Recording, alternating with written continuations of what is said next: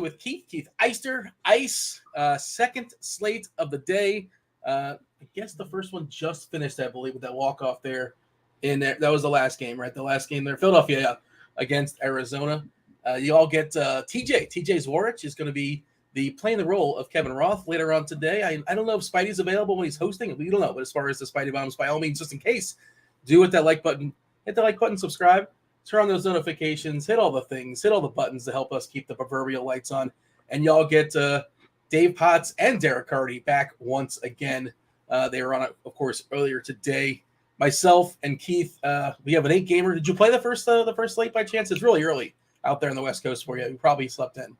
I did. I slept in. I didn't have any content to do early slate, so I did like Joe Ryan and Zach Gallen. Wrote up Joe Ryan's strikeout prop. Unfortunately, did not hit that one, but I took it off from a DFS standpoint. Just I don't know, shorter slates in the early in the day for me. If I don't have any content, I generally sit those out and just load up on the night slate. Yeah, for sure. I somehow did not lose, and I had 0 Kopech. So Kopech, I'm not sure if you saw Kopech once again. Yeah, good for him. It sounds like you've rostered Kopech a time or two where he did not have 9 strikeouts, or what was the previous start? 10 strikeouts, maybe 11 strikeouts. He's been on fire of late. 9 against Cleveland, no less. So good for him. He's one of those enigmas, man? Is he good? I don't know who he's facing next time, but I'm curious what the conversation will be around it. But he even struck out Quan twice. Wow, good for him. I cannot stand the White Sox. Obviously, I'm a huge Cubs fan, and that's not the reason why. I think the Cubs-White Sox rivalry is dumb. They're in completely different leagues, but just in DFS and betting, they have to be the most difficult team to figure out. Kopech is a guy, I liked his under strikeouts today. I didn't write it up or anything. I laid off just because he's so much of an unknown. His stuff has been amazing in the past. And then he had that big spike game last time out. I don't know if he's going to keep doing this. I'm definitely not going to be on his over strikeouts in the next game that he pitches. And they have Lucas Giolito, who's the exact same way. He can go out there and strike out 9 or 10 on any given night. And then he can also give up 4 home runs in the next start. So just not a fan of betting or playing White Sox in DFS at all. I didn't want to mention it, but producer Steve in the chat just kind of sharing. That's why we're a minute or so late, because Steve was telling us he had a rough go with all his parlays were tied, unfortunately, to Arizona versus Philadelphia. Philadelphia had a late charge there. And sorry, Steve. 5-3, bottom of the 9th, 2 outs, 2 strikeouts. And I didn't want to say it, but I did kind of benefit from Trey Turner's homer. Sorry. I mean, he was 2.8K on Fanduel. I'm like, this is my utility. I don't care who he's playing. It's Trey Turner. He's 2.8. Let's go. So that worked out for me. And apparently nobody played Kopech in cash, and I did not play Kopech in cash either. And that's kind of where we got there as far as cash. Yeah, Jared's night was ruined, or day was ruined by Trey Turner as well. All right. Oh, apparently TJ gave a take on the morning grind. He was on there with Stevie. According to Derek, his Spidey bomb was Mountcastle, which I like. I think that's a good call. Let's see if he sticks to it today. Yeah. We were talking a little bit pre-show, and you're the state of the slate. What are you looking at? What's kind of jumping out to you? And I kind of said, I think Cortez is a pretty good fade. And your retort was well, okay, who are we going to play? Because Cortez is kind of popping in some lineups, and he's still pretty cheap. And I was talking about his third time around, and we'll kind of dig into that as well. There's really no team or no offense that's amazing. Again, you have cores, sure, and the Marlins have close to a 6 total. But again, this is the same Marlins team that played yesterday. And it's Jorge Soler and a bunch of dudes, a couple speed guys, a couple contact guys, and Hanley Ramirez and Miguel Cabrera. They ain't walking through that door, unfortunately. No Derek Lee. I can keep going, my old school Marlins, if you want me to. And they're facing this Carl Kaufman character, which, by the way, 2 Fs and 2 Ns. We got to talk about that, right? What is that? This would not be on Cheese's approved list of correct ways to spell names. The Schmidt things with the 2 T's instead of the DT, totally on board. Agree with that one. But 2 Fs, 2 Ns. Come on, Mr. Kaufman. What are we doing here? I was typing it out earlier today. I like to build my own little Fangraphs page, and I'm like, why is this not showing up? And I'm like, 2 Fs and 2 Ns? There's nobody else that exists with this kind of name. But we have James Paxton on this slate, who may be real at 34 years old. I don't know. He's throwing like gas, throwing some heat. And also Boston, I guess, does not care about James Paxton 2 years from now because they're letting him throw 107 pitches, despite the fact this guy's been injured for the better part of, 5 years or so. But the pitch count was really, really high last time out. Of course, we have Oakland. We can pick on them once again. Waldichuk in that terrible bullpen. Bryce Miller, he made his MLB debut against Oakland, 3 weeks ago or whatever it was, and dropped the 10 spot when it comes to strikeouts against them. Life comes at you fast, Keith. He's 10.1K on DK now. Bryce Miller, probably appropriately priced, right? He's also 10.9 on Fanduel.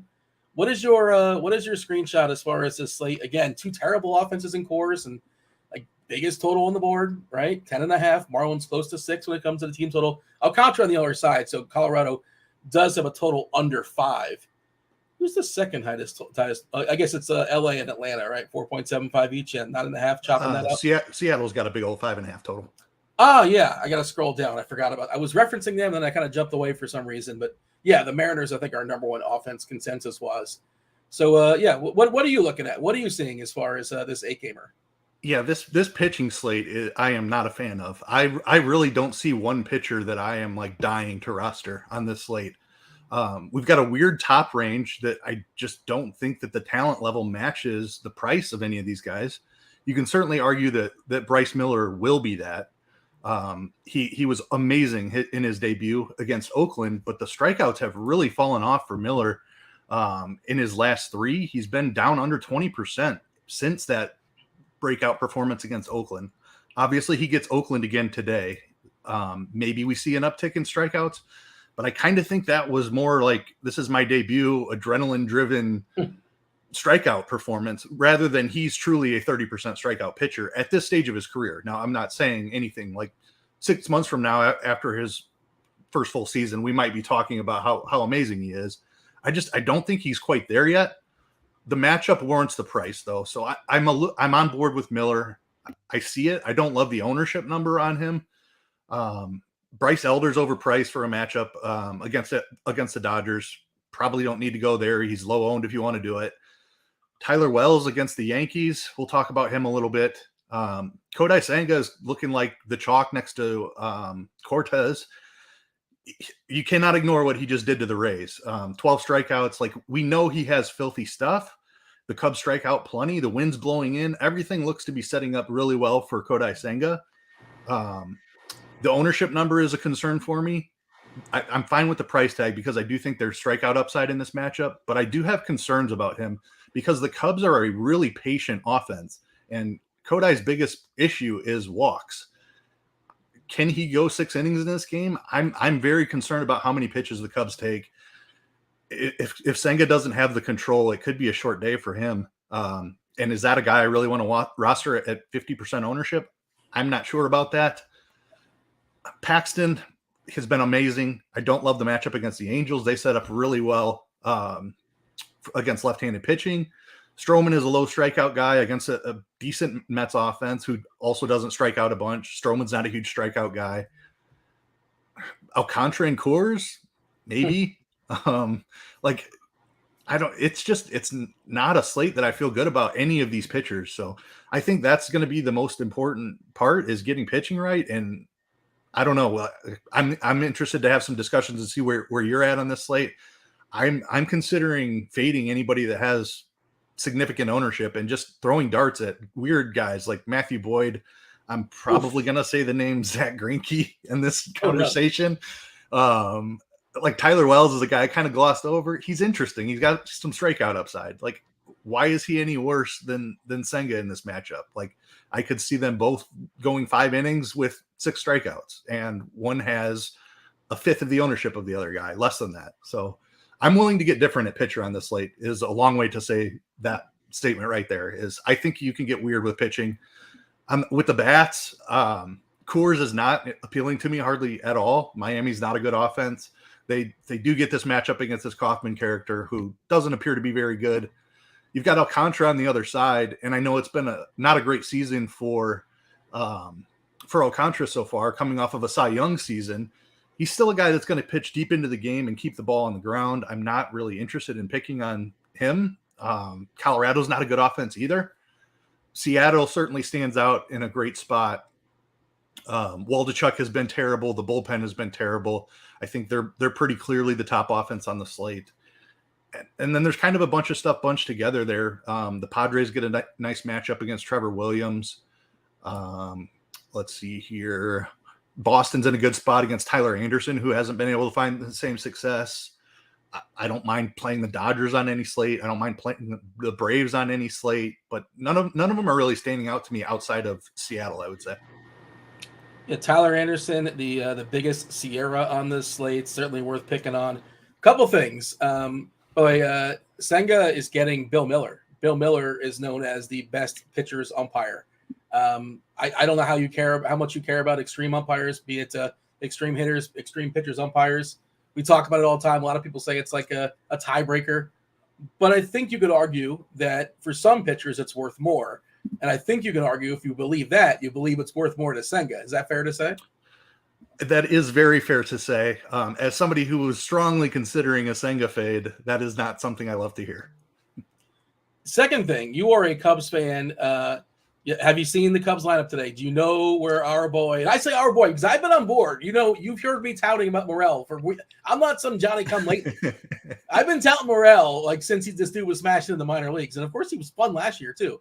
Last year he had like 15 homers, 10 stolen bases, something like that. But have you seen where he's batting in the lineup today? I have seen where he's batting. He's way down there in the 7th hole because you have to get Miles Mastroboni in that 2-hole. What is going? Is this? Are we just getting trolled now? What is going on here? What is the method to the madness? Morel is homer, I think 6 straight games. Is that fair? Is that what it is? 6? Yeah, it's something like that. He has been ridiculous. I believe he has 9 home runs in 12 games since he's been called up. Just an absolute ridiculous tear for this kid. I love the guy. Obviously, he plays for my favorite team. But he is not this good. Okay, so we do need to pump the brakes on it a little bit. That's not possible. But he's better than Mastroboni. We can say that. He is better than Mastroboni, but I know why they generally bury him down in the order, and it's because of what they do with Wisdom as well. He's going to swing and miss an extreme amount. Even though he's hitting a home run every single day that he's in the lineup, he's still going to swing and miss a ton. Like, he's truly, like, I think his strikeout rate is 34% or something like that. Like, that's, like, maybe he can bring that down to like 28%, but he's still going to be an above average strikeout guy throughout his career. It's just who he is. It's part of why he's a good power hitter, is because he swings hard when he swings. Very much in the Patrick Wisdom mold. Javier Baez is another guy. Yeah, exactly. And they just want more contact. I don't think Mastroboni is the guy that they need to put up in the order. Like, when we're comparing those two, it should be no conversation that Morel should be up there over Mastroboni. But when they're going like Horner, Swanson, Happ, Suzuki at the top, I don't have any issue with him not being in that top 4. All right, fair enough. Who is the Cubs manager? Do I know who it is? I feel like I know David who it is. Ross. That's who it is. It was just lost on me for some reason. Yeah, former catcher David Ross homered in his last career game in the World Series in Game 7, right? Wasn't it Game 7 against Cleveland? Was that Game 7 or Game 6? Yep. Yeah, his last official at bat, if I'm not mistaken, ever in baseball was a home run in Game 7 of the World Series. How cool is that? And you're right.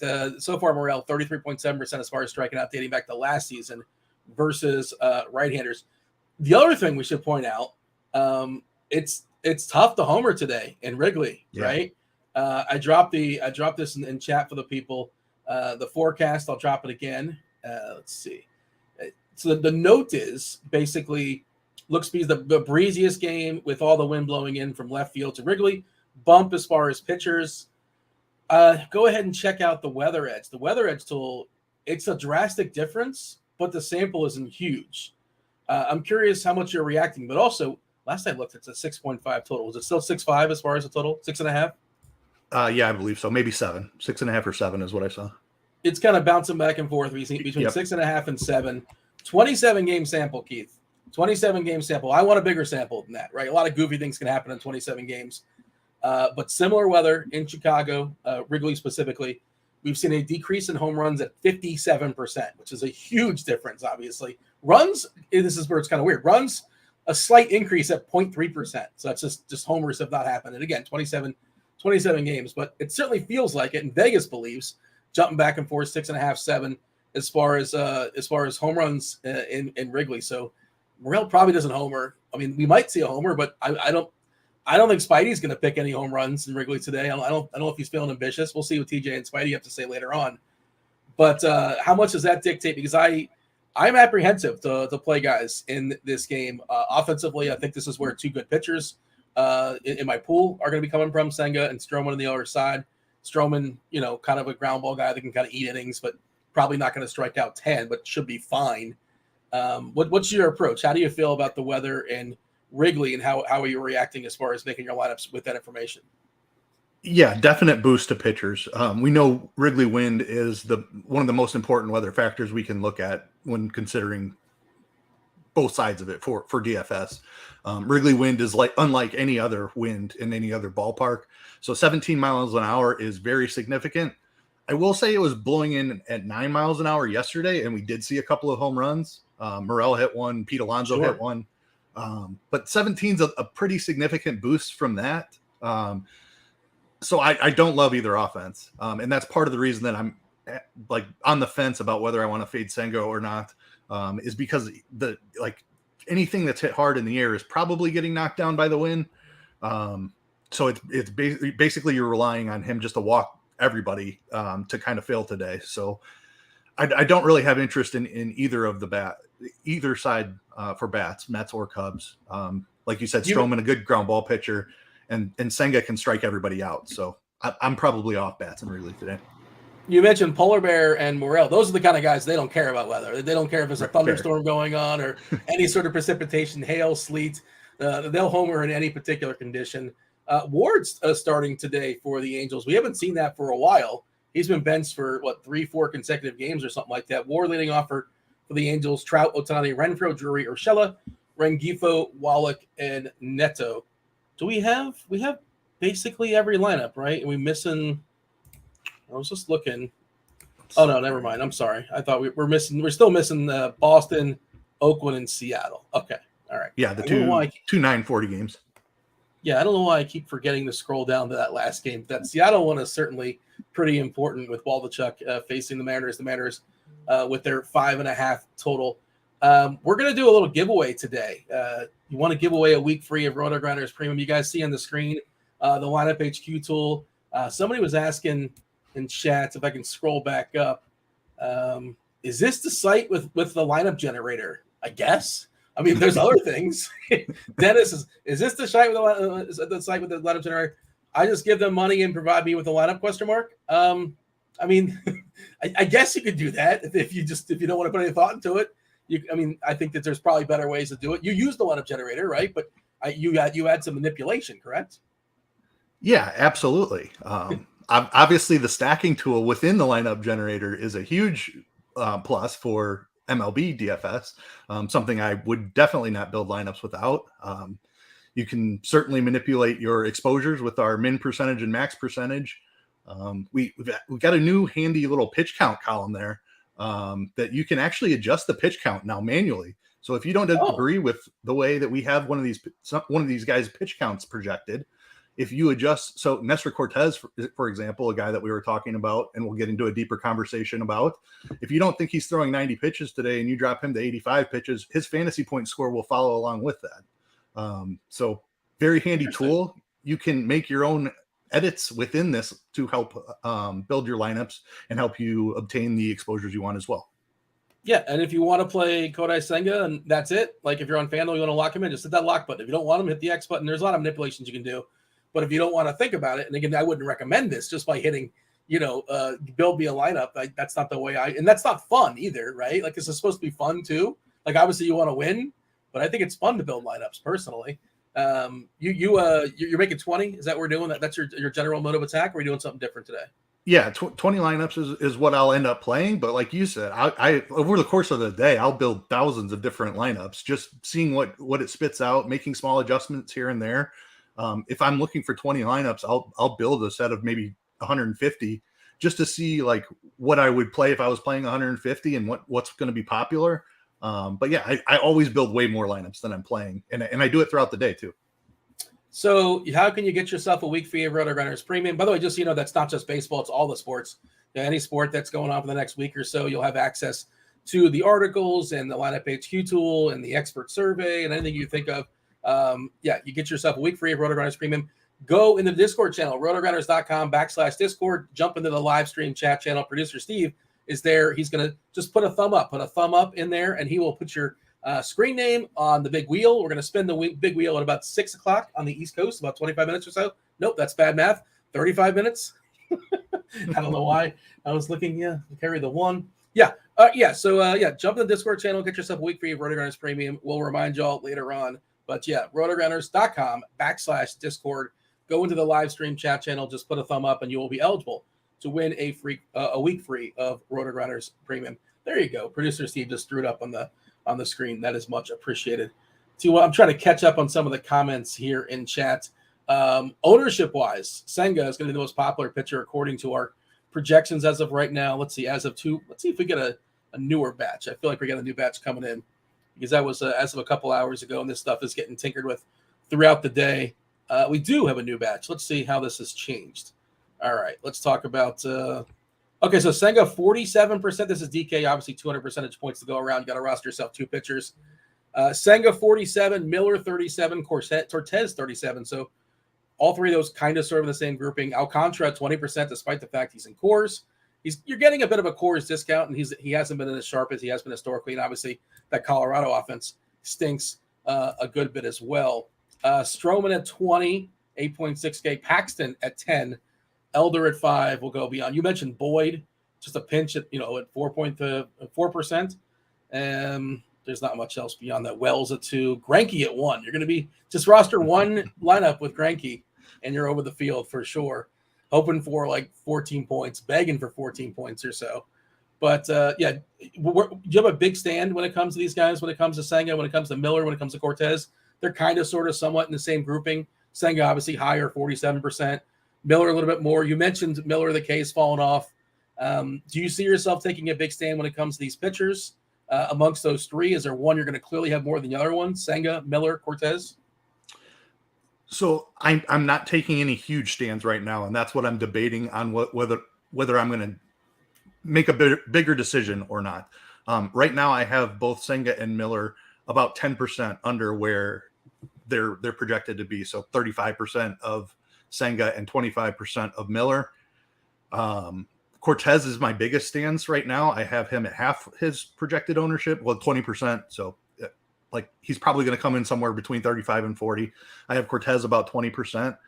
But like I said, I don't have any conviction on any of these high owned guys today, and I'm willing to be underweight on all of them.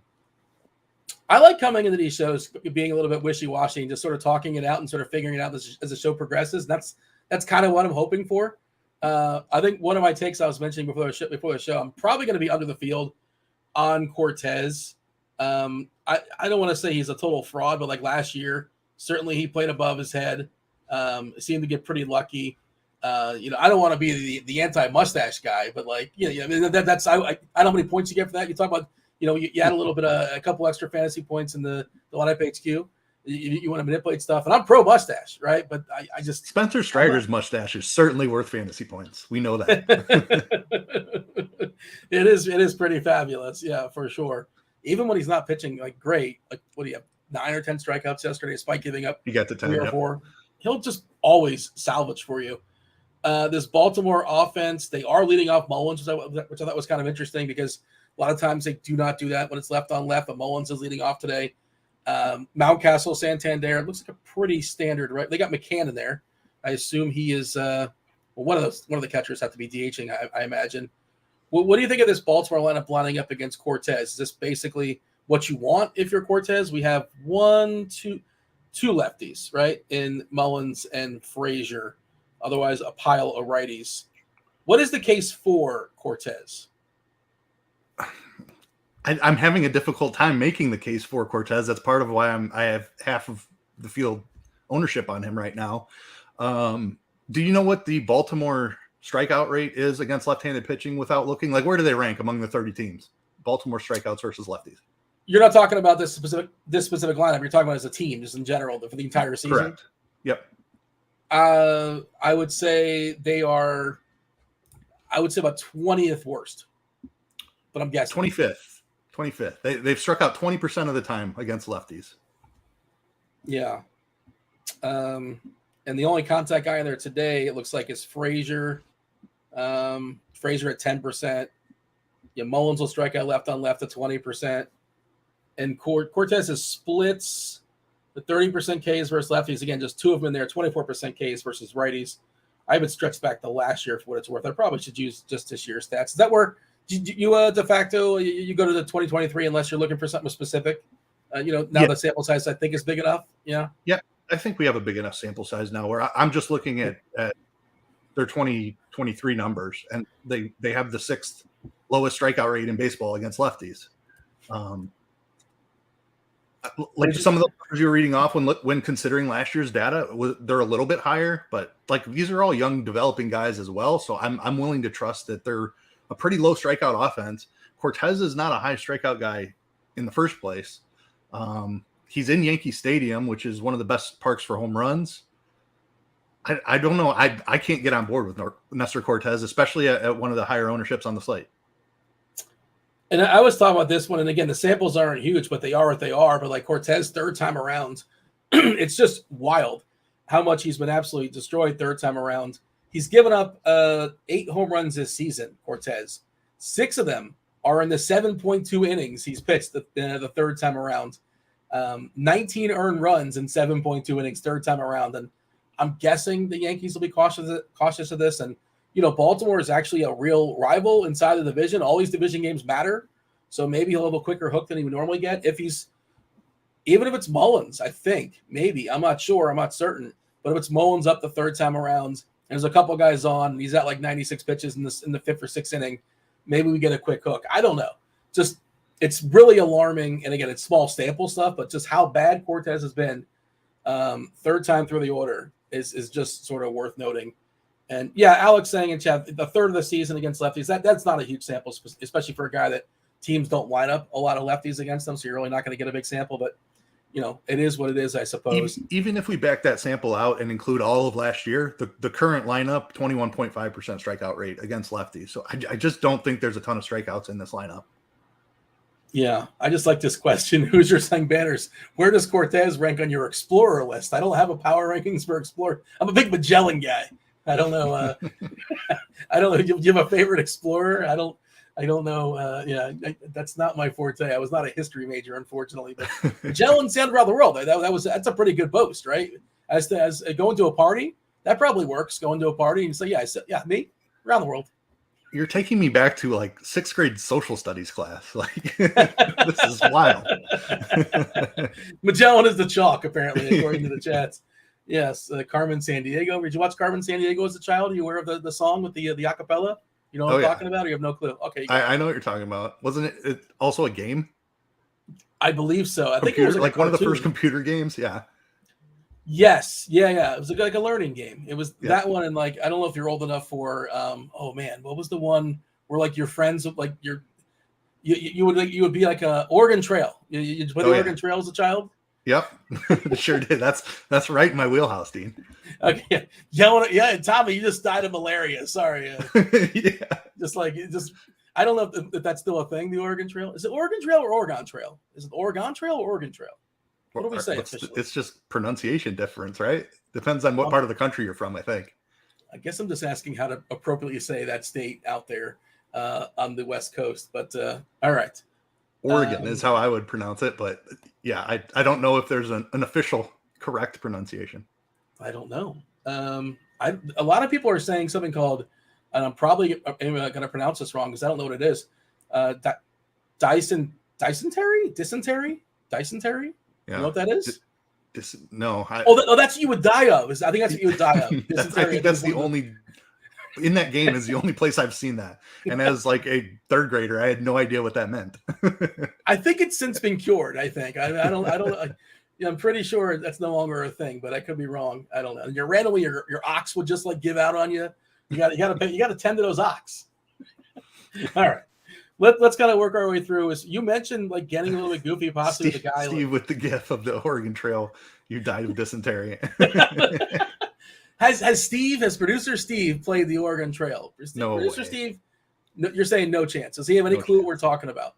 Steve, feel free to confirm or deny if you're available to jump in. But do you know? Are you aware of the Oregon Trail? And did you play the Oregon Trail as a child or as an adult? I've played it like once or twice. In like elementary school, there was like the computer lab where you got to go to the computers, and that was a game on there. I had no idea what I was doing, but I technically have played it like once or twice. Cholera was another one that got people. That was another one that's your buddy killed over from cholera. I think that was it just wiped a lot of people out there in the Oregon Trail days. You were saying? No, I was curious of like what system Steve was playing it on. Because like we're talking Windows 95 days, I'm pretty sure that you and I were playing it on. So I'd be curious of the time frame that Steve is talking about. The Nintendo Switch. No, it was Windows, like maybe Windows like 98. Okay. Something like that. And yes, Doom and Duke Nukem were other games that I would be playing in my computer class in school as well. There you go. All right. Let's move on. Let's kind of power through as far as the rest of the slate. Shout out to the floppy disk reference in chat for the olds. All right. So beyond, how about Sandy? What are we doing with Sandy Alcantara? You said you're not really on course as far as the hitters. You're getting a bit of a discount for Sandy Alcantara, right? And he's a guy that can throw a lot of pitches. We've seen him drop some CGSOs or just complete games in general, like in the past. We're projecting 101 pitches, by the way. When did this column come out? I feel like I'm just seeing it now for the first time. You referenced it. Did it just happen? It just happened. It, like within 2 days. I think like maybe Monday is when it was actually installed. Are you a part of this? I know you do stuff with the projections and all that. Is this something you had a say in, or you're just kind of like it's here and you've seen it? But I've known it was coming for a couple of weeks, yeah. And then they did announce it in our projections chat that it was officially live. And to be cognizant of that, obviously, when we're doing these projections, if we have a guy projected for 50 pitches or something, then Discord will obviously let us know, which is a good thing. If anything looks off, don't be afraid to let us know. But yeah, so just having it displayed there gives you a better idea of where that projection is coming from, rather than having to go look it up and see in the individual stats projections what we're projecting him for. You can just see, okay, they think he's going to throw 100 pitches today. I think he's probably going to be more around 85 pitches. You can make that manual adjustment right there on your own. What's your official Sandy take today? I'm very interested. You mentioned the discount. The struggles this year are concerning, but he's still a ground ball pitcher that can have success even without the strikeouts. Coors Field is not an ideal spot, obviously, but this Colorado offense, there's nothing to be afraid of, especially when their best power hitter in CJ Cron is out of the lineup. I'm going to be over the field on Sandy Alcantara. I don't think he can go out and strike out a ton of people in Coors Field necessarily, but I do think he could go 7 clean innings. It's going to take a little bit of batted ball luck. But 8,300, I don't need him to go out there and put up 30 points at 8,300. I will settle for 20 to 25 today. I think that's within his range of outcomes, certainly. The ownership, I was hoping it would come in even a little lower than this, but I'm on board here at 20% ownership. Coors Field, not ideal, but he's a better pitcher than 8,300. He's a better pitcher than the Rockies are at hitting. I guess you can say it that way too. Like he's better at his job than those guys are at their job. Austin Pruitt, I've got a note here that Pruitt is going to be the opener today for Oakland. When did he pitch last? The 23rd. So he pitched yesterday, 2/3 of an inning, right-hander. Okay, that's interesting. I guess I don't really know why they're doing that, but he probably doesn't pitch more than an inning or two, an inning and change. But especially with having worked yesterday. Yeah, and I guess that's good for Crawford. I assume. I don't know if Pruitt's like a reverse splits guy, but Crawford is leading off the lefty. Crawford, Rodriguez, Suarez, Kelnick, Big Dumper, Raleigh, Hernandez, Caballero, Pollock, and Haggerty. Who's not playing? France, right? No France. Yeah, he got hit on the hand yesterday, so no broken bone. Fortunately, he's going to be okay, but he said he'll be out a couple of days, I think. Good. That makes a lot of sense. Okay. All right. So does that change anything as far as Seattle with Pruitt opening? I mean, you're going to get somebody like that anyway. So right. Just it doesn't change anything. It doesn't make a ton of sense to me either. Like you said, that with JP Crawford leading off, like you would want a lefty in the first inning, I would think. Certainly Waldichuk hasn't been able to work very deep into the game, and I get that this might help him make it into the 5th or 6th. But yeah, I mean, Austin Pruitt's definitely not a guy I'm afraid of. He's a very low strikeout guy. We 14% this season. Projection systems like him to be about 17%. So, I mean, he's a well below average strikeout guy. Definitely not somebody to be afraid of. They have 3 lefties in their bullpen. Sam Mold has not pitched since Sunday. Sam Long, who has not pitched since Sunday. And then Richard Lovelady did pitch yesterday. I think Lovelady's kind of one of their, I don't want to say whatever, closers or like late inning guys, but still, they're all sort of, it's a mishmash of terrible. I think Trevor May is actually technically their closer. I think he was. But I'm not too savvy when it comes to do they get to use a closer, Dean? Well, you have to. Yeah, it's a good point. You have to carry a lead into the 9th inning to use a closer generally. Yeah, but yeah, I think Trevor May is their de facto guy. At least they paid him as if, because I think he actually got a decent cut. But I don't remember what the score was in that game last night when he hit France, to be honest. But okay, that is an odd choice. But Oakland, they're already halfway out the door looking for Vegas and trying to figure out negotiations, who's going to pay for what in Vegas. But yeah, all right. We shall move on. Other thoughts as far as other pitchers? Is James Paxton for real? Is this for real? James Paxton all of a sudden, Undertaker.gif? Is this the guy we saw 4, 5, 6 years ago? And the pitch count, kind of silly too. We're giving him 95 pitches, but we saw last time out whether it was a 105 or 107, which seems too many. What do I know? But 34 years old and all his injuries, that arm is, it's been a rough 5 or 6 years for him. When he's been good, he's been phenomenal, but I don't know what to make of it. It's small samples, but what do you see in Paxton tonight? I see big strikeouts so far, and he was a huge strikeout pitcher in his heyday as well. So the most appealing thing to me is the teams he's done it against. He's had St. Louis and San Diego. It's not like he's mowing down Detroit and Oakland or something like that. He's had 2 really tough matchups and is still flashing strikeout upside. So I mentioned this is not a great matchup for him either. The Angels have been well above average against lefties. But I do buy the strikeouts, and I think that he can find his way into some strikeouts today. Another pitcher that I'm willing to go over the field, like if I'm going to be under on the top 3 owned guys, I'm going to be under on a lot of these guys that we're going to talk about next. I think James Paxton has as much strikeout upside as anybody on this slate. Certainly Senga is up there, but I would put Paxton right in that next tier below him. Did you make any wagers as far as over-unders when it comes to strikeouts today? Anything kind of jump out for you on the old scores and odds front? I did not. There's nothing really jumping out on this night's slate. By the way, it's about to pour here. Just a heads up. I can hear rumblings. And hopefully we'll keep our connection. We'll be good to go. But just if you're hearing any noise, it's probably because it's going to be coming down pretty hard. At least from looking out the window, it looks pretty dark, and we'll see. But all right, just kind of giving you a heads up, throwing it your way. Elder's getting 13%.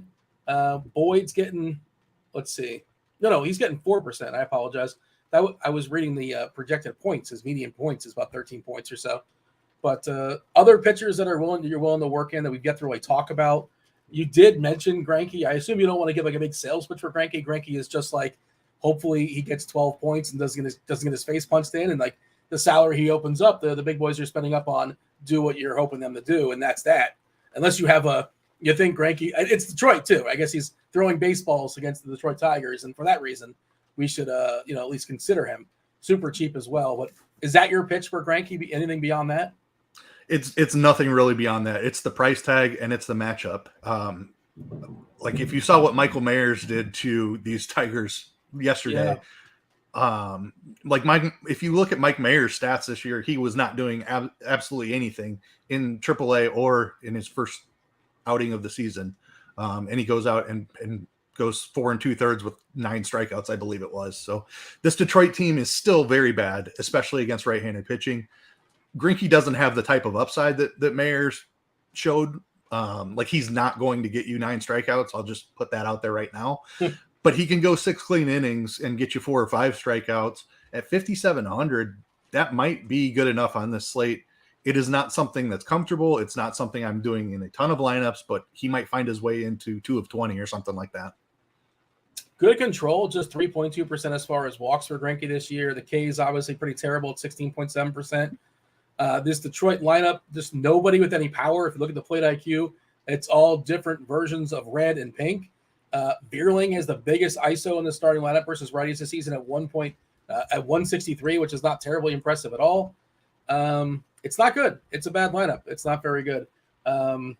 That's basically what's left to be said. And Greinke, I suppose, could survive, but temper your expectations. He's not breaking the slate. Anything else of note? Anybody we miss? Anybody want to stress as far as pitchers? I'm trying to see if anybody in the chat is throwing anybody out. If we haven't talked about anybody, feel free to throw them out there. So why don't you talk about so-and-so? Or we're wrong. We didn't talk much about Stroman, who's somebody I'm Yes. going to roster significantly. It's not exciting, but I don't think it needs to be exciting on this slate. I feel really good about his run prevention today. Ground ball pitcher. Yeah, he's got a powerful Mets team on the other side, but he's also got that Wrigley wind blowing in. So it's a good spot for Stroman to pitch deep into the game. He's a guy who has right around a league average strikeout rate. The Mets are a below average strikeout team. So he probably only gets you 6 strikeouts on a good day. But 6 innings, 6 strikeouts clean is very useful on this slate, I feel like. And then somebody more off the board that I'm interested in a little bit is Tony Gonsolin. Okay. Obviously, it's the Braves, and it's not somebody that we want to target, but they do strike out a fair amount. Gonsolin is a guy who has a short leash and has, even last season when he was healthier than he has been up to this point, in this season had a short leash. But we did see him at 94 pitches in his last outing. It's a slight strikeout bump. He's very low owned, and I think that a pitcher surviving might be enough on this slate. He's in that same range as the guys who are going to be popular in Senga, Cortez. I think he's a viable pivot. It's not, again, I'm not excited about anything on this slate, but I will roster a couple Tony Gonsolin lineups. The Dodgers can certainly use him to eat some innings. That bullpen has been kind of ravaged too. Like they've been worked hard. They're starting pitchers with Urias and May. Calling up their prospects probably before they actually wanted to. But if you look at their bullpen data, like these guys are just they had 4 guys working yesterday, 4 guys working the previous game, 4 guys working before that, 4 guys working before that, 4 guys working before that. So every single day, we got 4 guys coming to that pen. It's a hard working bullpen there for the Dodgers. So they want to see Gonsolin eat up some innings. Do want to mention again, we want to give away 1 week free of RotoGrinders Premium. How are we going to do that? We're going to do it in our Discord channel. We want y'all to get yourself, throw your name in the hat, get yourself nominated. How do you do that? RotoGrinders.com/Discord. You do not need a RotoGrinders Premium account, just a regular standard RotoGrinders account to jump in there. RotoGrinders.com/Discord. Jump into the live stream chat channel and just drop a thumbs up. You'll be nominated. You'll be eligible. Your name will be up on the wheel that producer Steve's going to spin in about 15 minutes or so. Kindly hit that like button. Do subscribe. Do turn on those notifications. About 30 minutes now, you're going to get the Crunch Time crew of TJ Zwarych, as well as we're going to get Dave Potts and Derek Carty. Always fun to listen to those two go back and forth. They're both very sharp, and they have distinctly different methods of getting there.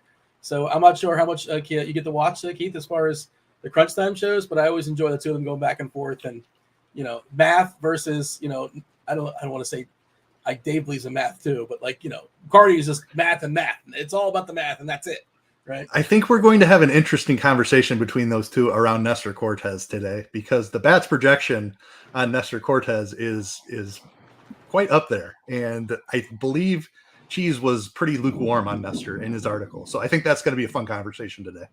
Yeah, and if that's the case, I'm on Team Cheese as well. With I'm not buying Cortez, and we'll see.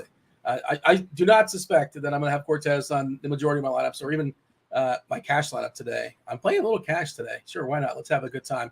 If you don't want to mess with Nestor Cortez, you don't have to. You can just play on Stat Hero. Stat Hero, it's a unique fantasy sports platform that you already know it. You love it. It allows users to compete, not just you don't compete against Keith. You don't compete against myself. You don't compete against the people hanging out in chat. You're competing against the house. The Searing 12 contest that they held, that is over. But they have the Searing 15 contest for NBA playoffs, the Searing 20 contest for MLB Pick'em that is just getting started. Join the free-to-play contest where you start up a streak, you keep your streak alive by playing each and every single day, build your streak, win some prizes with consecutive victories, including swag, RotoGrinders Premium, and cash prizes. $10,000 first place prize for the Searing 15 contest. and a $20,000 first prize for the Searing 20 contest. Use the promo code GRINDERS, GRINDERS, 50% deposit bonus, up to $250 over there on Stat Hero. Again, the promo code is GRINDERS. TJ is hanging out in chat. Let's see. Dean, I appreciate you because I didn't realize I was the one hosting until just now. Oh, all right. Well, TJ is going to be well prepared. Make sure you get Spidey a bump. I don't know. He has a day off. I'm not really sure how that works. But the people are going to want Spidey bombs. You set a precedent. They're going to be very – I know you're just hosting, but you got to multitask. Spidey's got to give the people some homers for sure. We're going to get those likes up so when you jump up on the show, you can fire off the Spidey bombs right away. Final thoughts. Let's give me the summary as far as pitchers. We'll start talking some stacks. So I think Senga, Miller, and Cortez, certainly the three chalkiest pitchers on the slate. I am comfortable going underweight on all three of them today. Miller, just because the strikeouts are down a little bit. Senga, because of the Cubs' ability to take a walk and work the count. He has struggles with his walk rate. And Cortez, because he's got a very powerful Baltimore team that has not struck out very much against lefties either. And we are slightly concerned about pitch count and how deep he can work into this game. I think that you can spread out a bunch beyond then. We love Stroman because he's in Wrigley with wind blowing in. He keeps the ball on the ground. Alcantara at a slight discount in Coors Field against a weak Rockies offense. James Paxton, big strikeout ability, tough matchup, but certainly in play on a slate that doesn't offer much strikeout upside. And then if you really want to get weird, Zach Greinke for somebody that's cheap in a great matchup with Detroit. And Tony Gonsolin as a dart throw against a very strong Atlanta offense, but just a weak slate overall. I think you can spread out significantly here. What's going on over there, Dean? I feel like my roof's going to cave in. It sounds like hail or sleet. I'm in Florida, to be clear. But it sounds like pellets. Like I don't know what's going on, but hopefully we're going to survive. We're going to be all right. And I'm going to mute my mic when I'm not talking. But yeah, it's firing outside. I wanted to just throw it to you, and hopefully it kind of simmers down a little bit.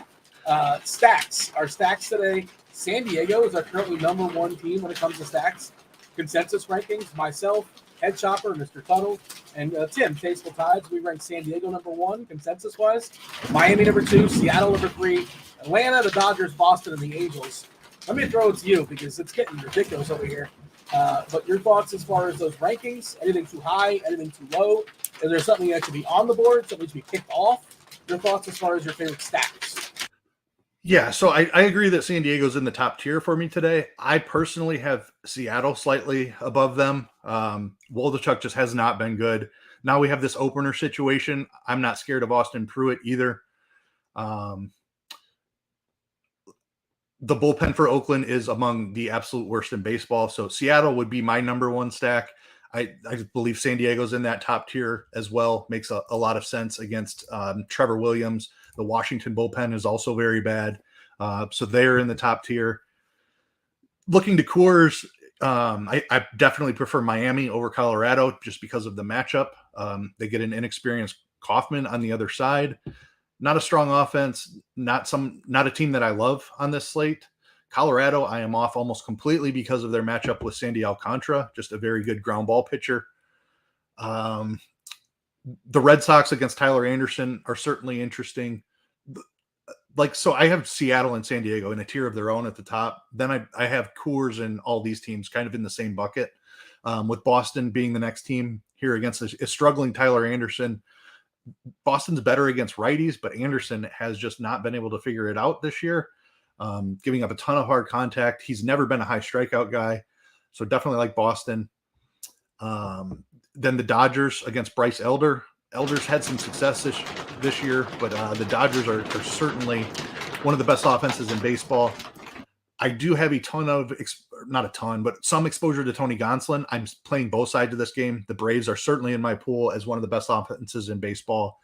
And then Baltimore against Nestor Cortez is certainly interesting. Cortez is picking up some ownership.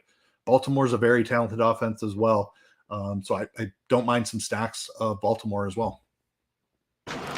Are you putting in any rules specific as far as your builds? Like I know 5-3 in that stat, 4-4, you're getting a little bit of wiggle room, or Is today the standard? We're making stacks of 5 and 3 with mini stack, or what's the approach as far as your lineups today when it comes to the actual construction? Yeah, I almost always full stack, being a 5-man on DraftKings, a 4-man on FanDuel.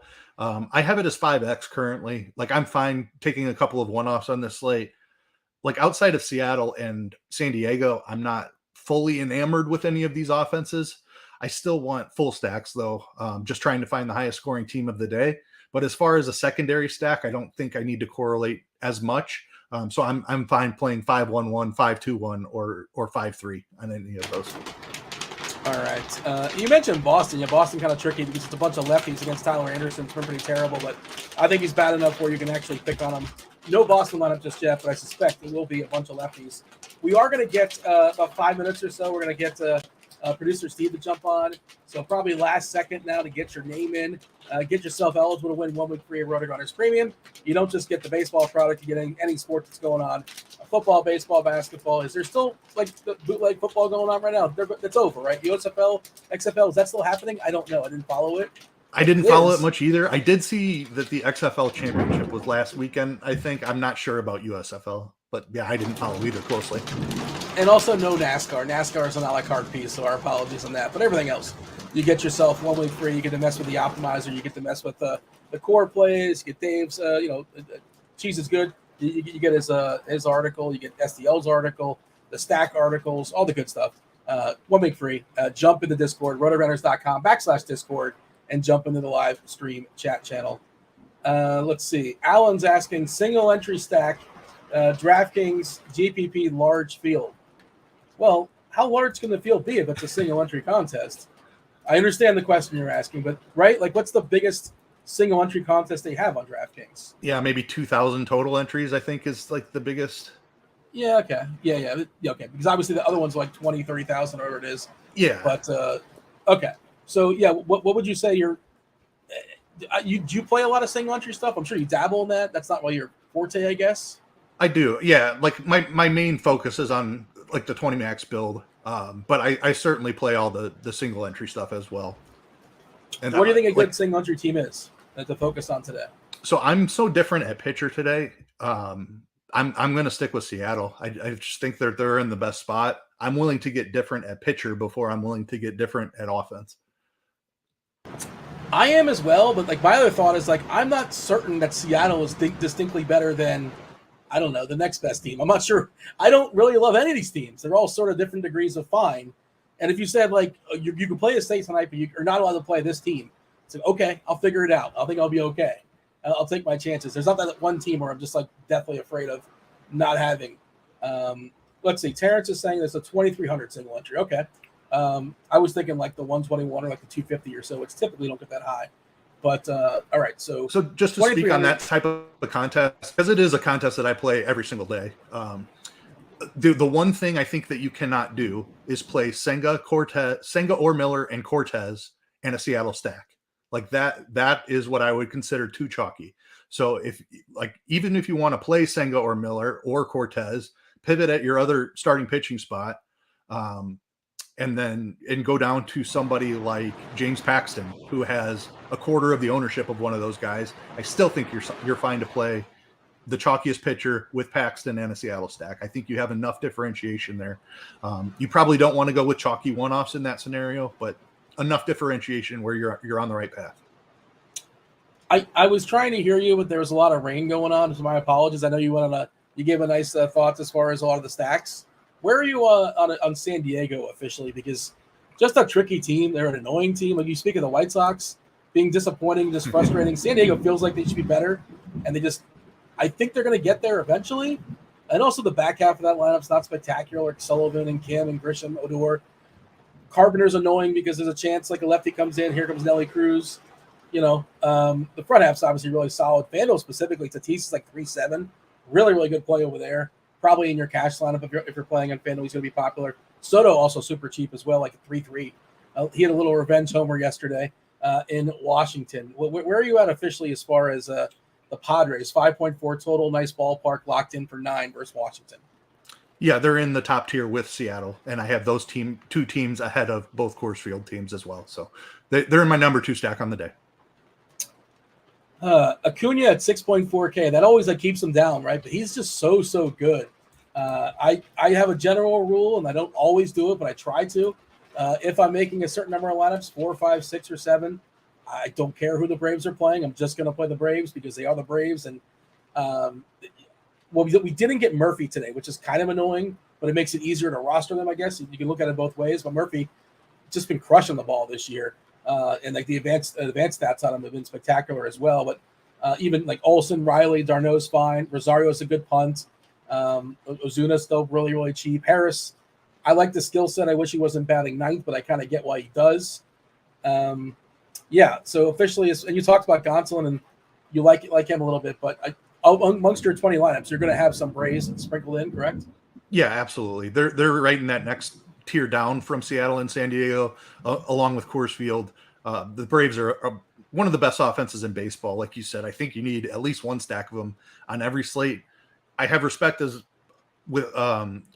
for Gonsolin as a pitcher, enough that I'm going to roster him a touch today.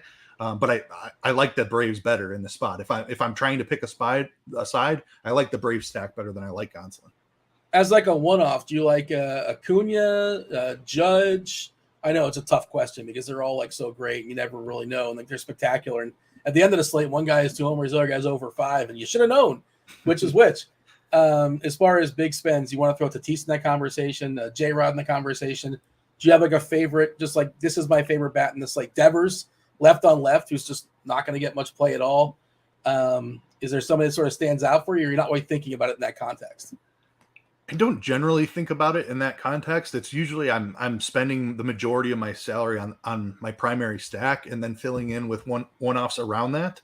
I do always make sure that I have enough exposure. Like Judge at 18% ownership today, I probably want 15 to 20% of Aaron Judge at least to make sure I'm covered when he inevitably hits his 2 home runs. As far as a favorite today, amongst that group, I would probably have to say Tatis. I like the matchup against Williams. All 3 of them are amazing. I don't have a very strong take on it.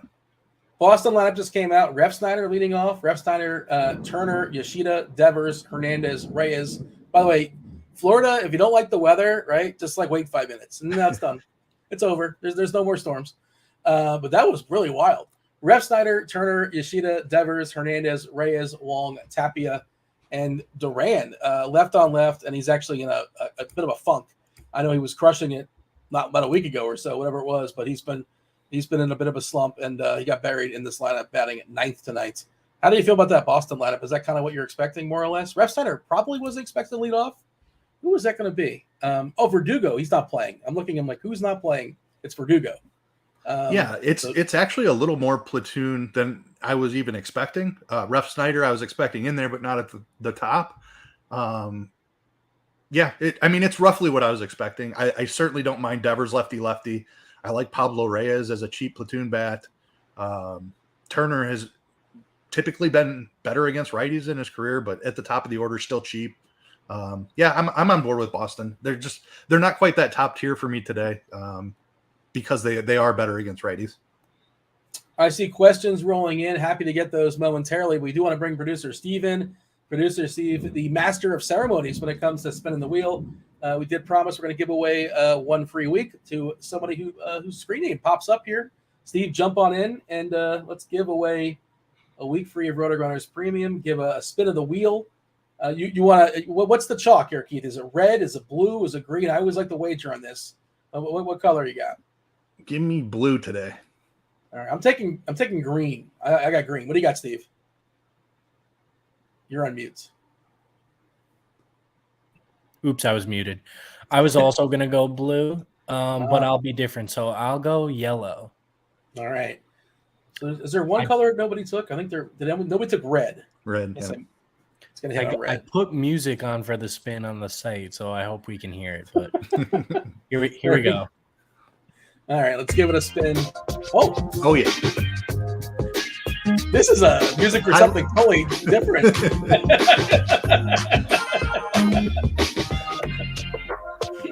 Oh! Almost yellow. Bill T. I was so close on the yellow. Shout out to Bill T. Is Devin lurking? Is Devin hanging out? I'm not sure if he is or he isn't, but somebody I will get the message forwarded to Devin, and we will shoot Bill a message in Discord. All right, sweet. Congratulations to Bill. Put that 1 week free premium to good use. I see TJ in chat. He had red. Red was a loser. It was all about green. TJ will be on about 10 minutes or so. Crunch time starting up with not just TJ. You got Derek Carty and Dave Potts. Cheese is good as well. Scary Creations. We got some questions loading up in chat. Yeah, whatever we missed, whatever we didn't cover, whatever you want us to talk about, happy to do so over the next 10 minutes or so before we yield to crunch time. Keith, 1,700. Is that too much to leave on the table? What do you leave? What do you allow when you put your rules in? Do you allow for 1,000, 1,500, 2,000? So I generally build with my slider thing set to allow 3,000, but I will always go back through and look at those lineups that have a bunch of money left on the table. If I can go up $500 and add a correlation or something, so like in a 5X build like I'm doing today, if I build my lineups and I've got 5-1-1 with $2,000 left on the table, but I can find a 2-hitter stack or a 3-hitter stack that uses a little bit of that money, I'll go through and adjust it. But I think 1,700 is completely fine to leave on the table. All right. Mr. Richard says, playing 40 lineups, DK, MME today. Is it feasible to play 1 or 2 Detroit 5-man stacks against all that Greinke chalk? There's no Greinke chalk, but 2 Detroit lineups. I mean, especially if it's large field. Well, you can answer, but I assume, sure, why not? If you want to do that, 2 out of 40. Yeah, I'd be completely fine with that. If playing 40 lineups, I would generally have a stack of almost everybody, especially on a shorter slate, only 8 games rather than like an 11 gamer. It's pretty easy to get at least 1 stack, so I'm completely fine with 2. Somebody was asking if Tyler Anderson was reverse splitsy. According to the bat, he is not. I'm not sure if specifically this year if he's reverse splitsy. I never really know how to answer that question because some pitchers are changing or they're changing their pitch mix. They're trying different things. And this year they're reverse splitsy, but last year they weren't. And the year before they were, but the year before that they weren't. Right? Some guys obviously have long track records. Sonny Gray yesterday was. That we had that conversation yesterday. Yeah. It's hard to figure out guys like that. Rich Hill is another guy who was extreme reverse splits early in his career.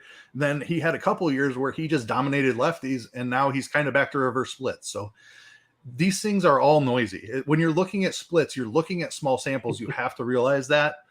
I don't like the Tyler Anderson, and it looks like he's pretty neutral. This year he has given up more power to righties, and he has struck out slightly more lefties. That's traditional splits. I mean, I'd say he's mostly neutral split, so I would not be afraid to play lefties against him whatsoever. Yeah, I mean, that's kind of what they're asking, basically, right? But Boston, for whatever reason, wanted to bench. I don't know if Verdugo was due for a day off, and it's hard for Boston to get fully right-handed because they have a lot of lefties in their team. But they did not play Verdugo and they did obviously bump up. Rep Snyder typically does not lead off or hit second or whatever versus the general pitcher, but they will manipulate him up to the top when he's facing a left-hander. Is Carl Hoffman a real person? I need a proof of life. Somebody's asking. The spelling isn't real. That's what I'll say. I refuse to believe that's how the official spelling. Somebody goofed and they just said, screw it, just leave it. Nobody will notice. 2 F's, you sure? 2 N's? Yeah, okay. But I guess he's a real person. We'll see a proof of life tonight. In course, I think this is his second start, I want to say, ever. Yeah, we did see proof of life, at least if you believe your television screen or computer, laptop screen, wherever you're watching the game. We did see proof of life at least once this year.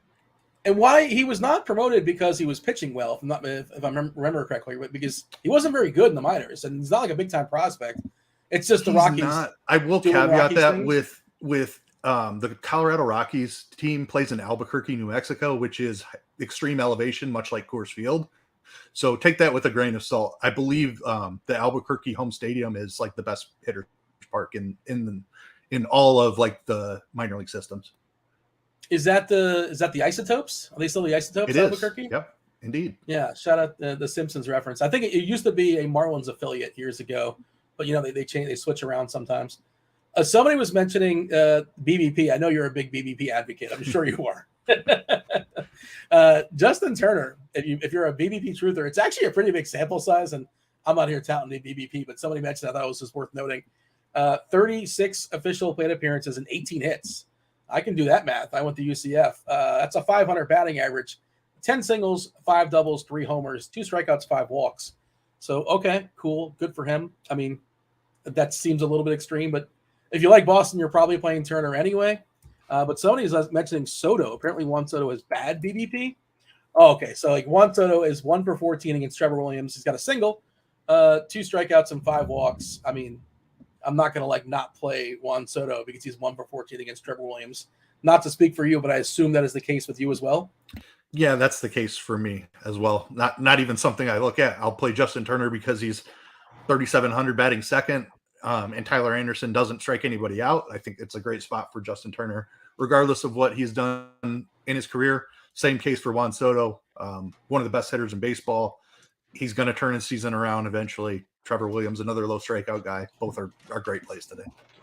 Yeah, Derek says I'm not playing Soto because all he does is walk. Yeah, and you're never really excited when your hitter walks. Certainly, like when your 5K or 6K hitter walks.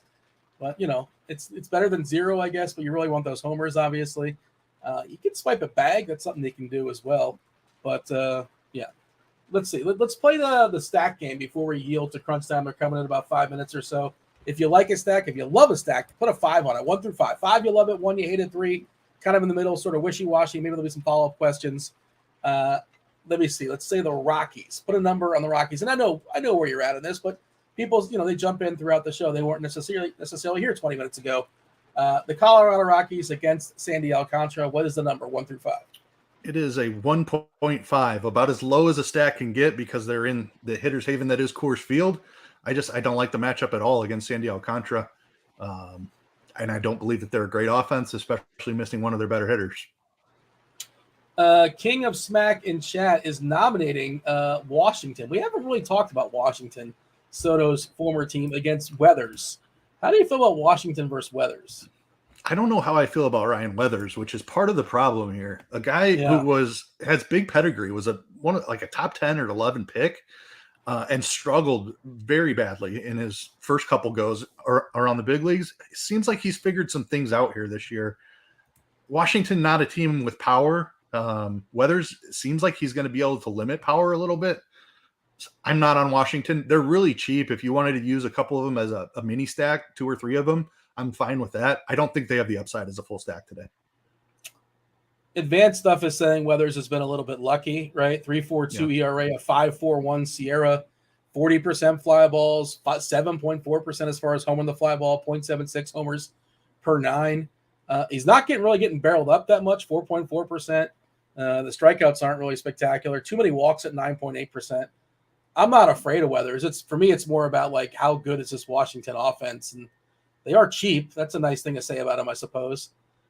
If you were to build a little Washington mini stack, are you doing that? If you're making 20, a little bit of a taste, who would it be? We're looking at maybe Thomas and Meneses is probably the 2 most popular hitters in this Washington side. Yeah, definitely. Meneses hasn't quite shown the same power that he flashed last season, but I do still believe he's got plenty of power. Trying to see where Alex Call was batting. He's buried in the 8 hole. I don't love that. Yeah. Stone Garrett, I guess, up in the 5 spot is cheap at 2,800. So yeah, I'd probably go Thomas and Meneses or Garrett. Alan wants to know about Kansas City.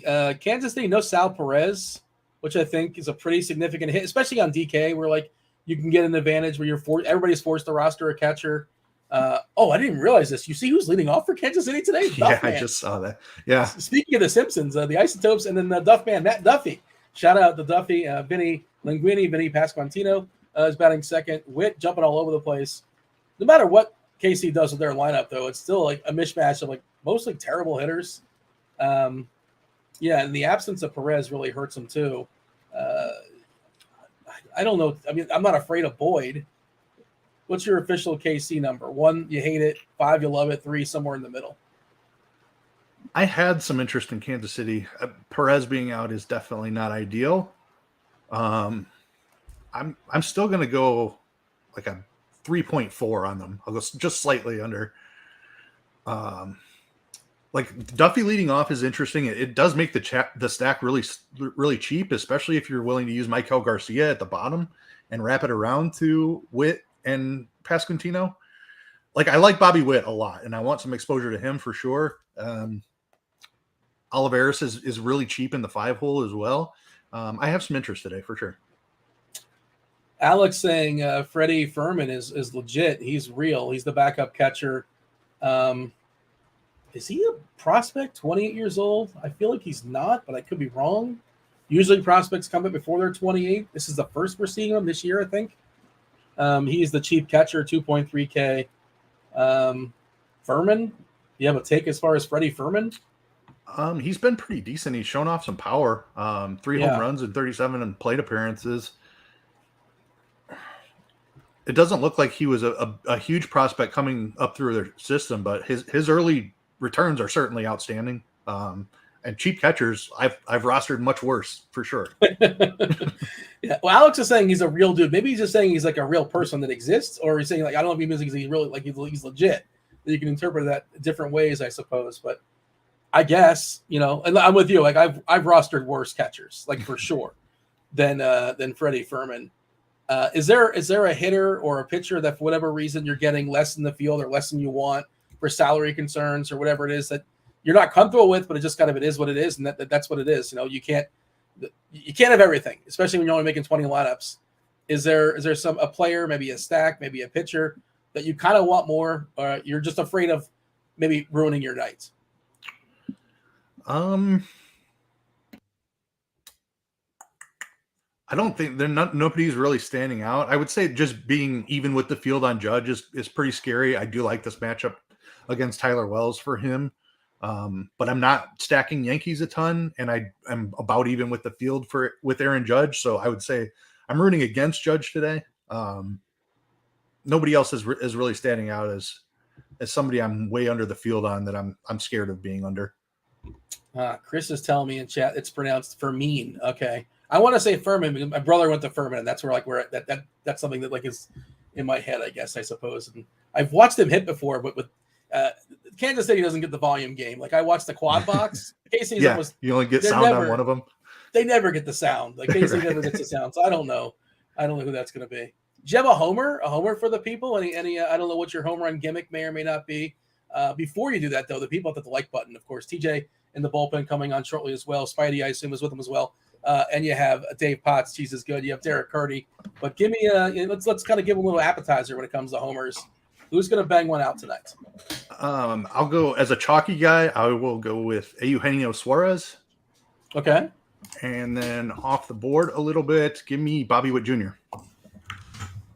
Jumping back in the 3 spot. They've been jerking him all over the place, but I guess now against the lefty, he was hitting first, right, for a while, and then he went down to 6. Now he's at the 3 spot. Okay. Yeah, it's been a struggle for him a little bit this year, but he has been better against lefties. He gets Matt Boyd, who's an extreme fly ball guy who has given up homers all throughout his career. So good spot for Bobby Witt. Seeing Dave Potts once again for the second time today, as well as Carty and TJ jumping in, playing the role of Kevin Roth. Carty, I'm curious if you have a second, if you don't mind. You don't have to answer this right now, but Duffman, is there a big pinch hit risk for him leading off here for Casey? I feel like he might be, but I have not dug into it. Yeah, I think when I looked earlier, it was like 31%, something like that. Let me take a quick look. Yeah, I don't know how much we need Matt Duffy, but he is a second baseman, and second base historically is not a fun. Okay, yeah, I guess that kind of makes sense. All right, what's up, TJ? How are things? How are things? You're hosting. You're playing the role of Kevin Roth. Did you have you want to talk a little dew point? Anything you want to add to the weather conversation? It was raining outside my house today. It was very clearly raining outside Dean's house. That's weather during, analysis. During Grinders Live. I got the weather report up here beside me. We got a few showers in KC, Colorado, and New York, but nothing that's really going to be that big of a deal. Nothing I think that we got to worry about too much. The biggest weather thing probably is some wind blowing in from left at Wrigley today. Oh, yeah. Not some wind. 15-mile-an-hour wind blowing in Wrigley with the coldest temperatures of the day. It is great pitching weather in Wrigley. It's my first weather report. Did you really have to one-up me like that, Carty? I was trying to help. I'm just bugging you. Dean, Keith, you guys got anything else for the people before we transition over? I got nothing. Keith, you good? I'm good. All right. Do appreciate y'all watching the first portion of Grinders Live. We're going to start the FanDuel sponsored portion with Chief Meteorologist TJ Zwarych, with Derek Carty and Dave Potts. Go Panthers. Take over, TJ. All right. We got a nice crunch time show. Like Dean mentioned, my name is TJ Zwarych. I'll be hosting today, joined by two of the sharpest minds in DFS. Cheeseisgood. How are you doing tonight? I'm doing fine. We are back again, and we do not have to, for the next 5 days, figure out if now Michael Kopech is good. It happened again. It happened again. We will discuss that in 5 days. Let's not discuss it today. But everything else on the early slate did not need to even happen. But we'll see what happens tonight. And we also got Carty, CEO of the Bat, my new boss since I was recently promoted to head of Spidey Bombs at the Bat as well. And you made a great point. I was looking over at Weather Edge, and it's a small sample size, only 28 games, but we got a negative 54.4% home run decrease with this current weather in Chicago. How are you doing tonight? I'm doing fine. I mean, we had the early show before. Don't know what's going on with Michael Kopech. Won my early bets, which was nice. And we got what I feel like is a pretty fun slate, fun night slate. So it's a great day of baseball. We got almost 500 people watching right now, so we got to be smashing that like button if we want any Spidey Bombs today. I'll be dropping the first one at 150 likes. We got the second one at 200 likes. But you guys have had shows this morning, shows tonight. We even had shows before you today. We got Will's Take Your Pick'em show, RotoGrinders, DFS, Pick'em expert, and leader of the Prop Shop Discord channel, Will Priester, a.k.a. Chief Justice 06, has kicked off his new show for fans of Prize Picks, Underdog, and more.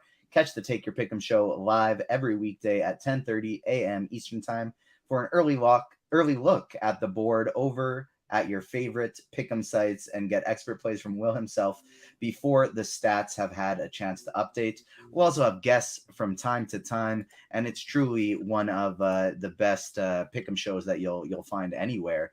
And so make sure you check it out at the RotoGrinders YouTube page. You can also do some betting over at the Fanduel Sportsbook, which is why you got to hit that like button for some Spidey Bombs today, because you can sign up for the Fanduel Sportsbook if you're in a legal sports betting state and take advantage of their awesome bonus offer. New customers get a no-sweat first bet up to $1,000 in bonus bets. Terms and conditions apply. I'll be taking QQs from the RotoGrinders Crunch Time MLB Discord channel first. Then I'll be looking to the YouTube page secondly. Cheese, give me your kind of overview of this slate.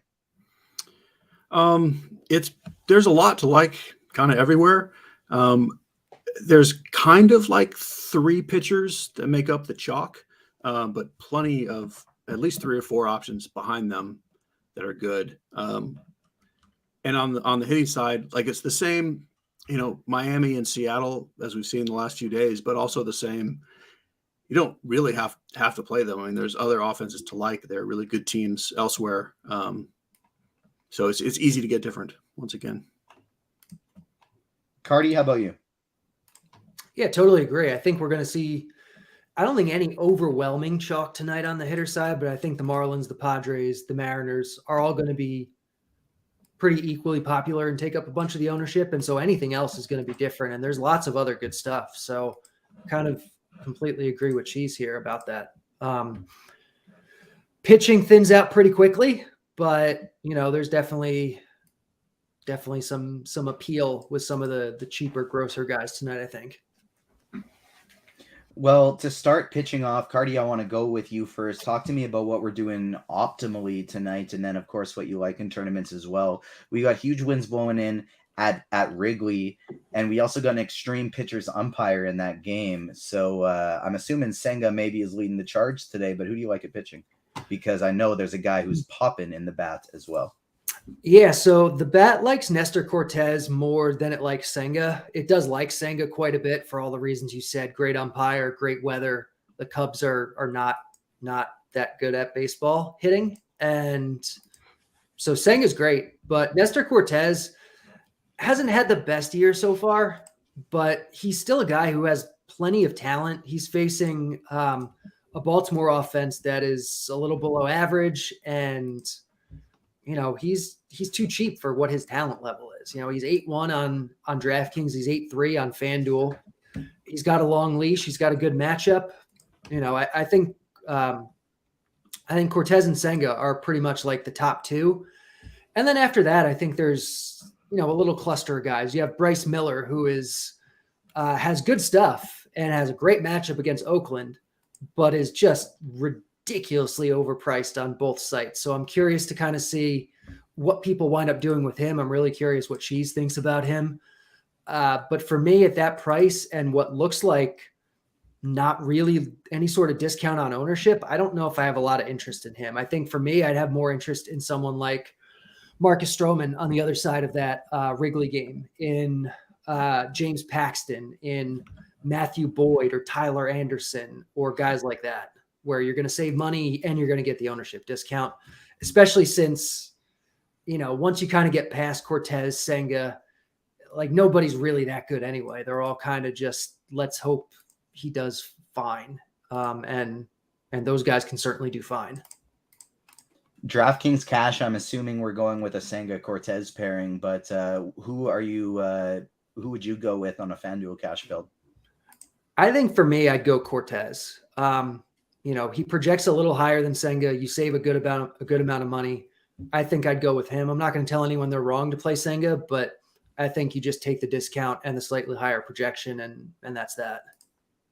Geez, the Grinders live crew predicted before this show started that the Cortez talking point could be, it could lead towards maybe another classic Cheese and Carty showdown tonight on Crunch Time.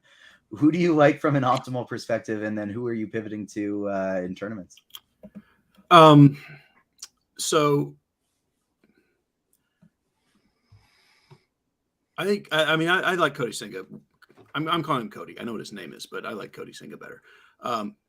Kodai Senga. He's definitely my favorite pitcher. This, as we've seen a lot, like the salary just doesn't particularly matter to me when I'm building lineups. So the Bryce Miller thing is interesting. I don't love him as a spend up chalk guy. But I even less like Nestor Cortez as a chalk guy. And like, I feel like those three pitchers are where the ownership clumps. Like, I think those three combined will take up, I don't know, essentially all of the ownership. And Senga's the only one I particularly like enough to play out of that group.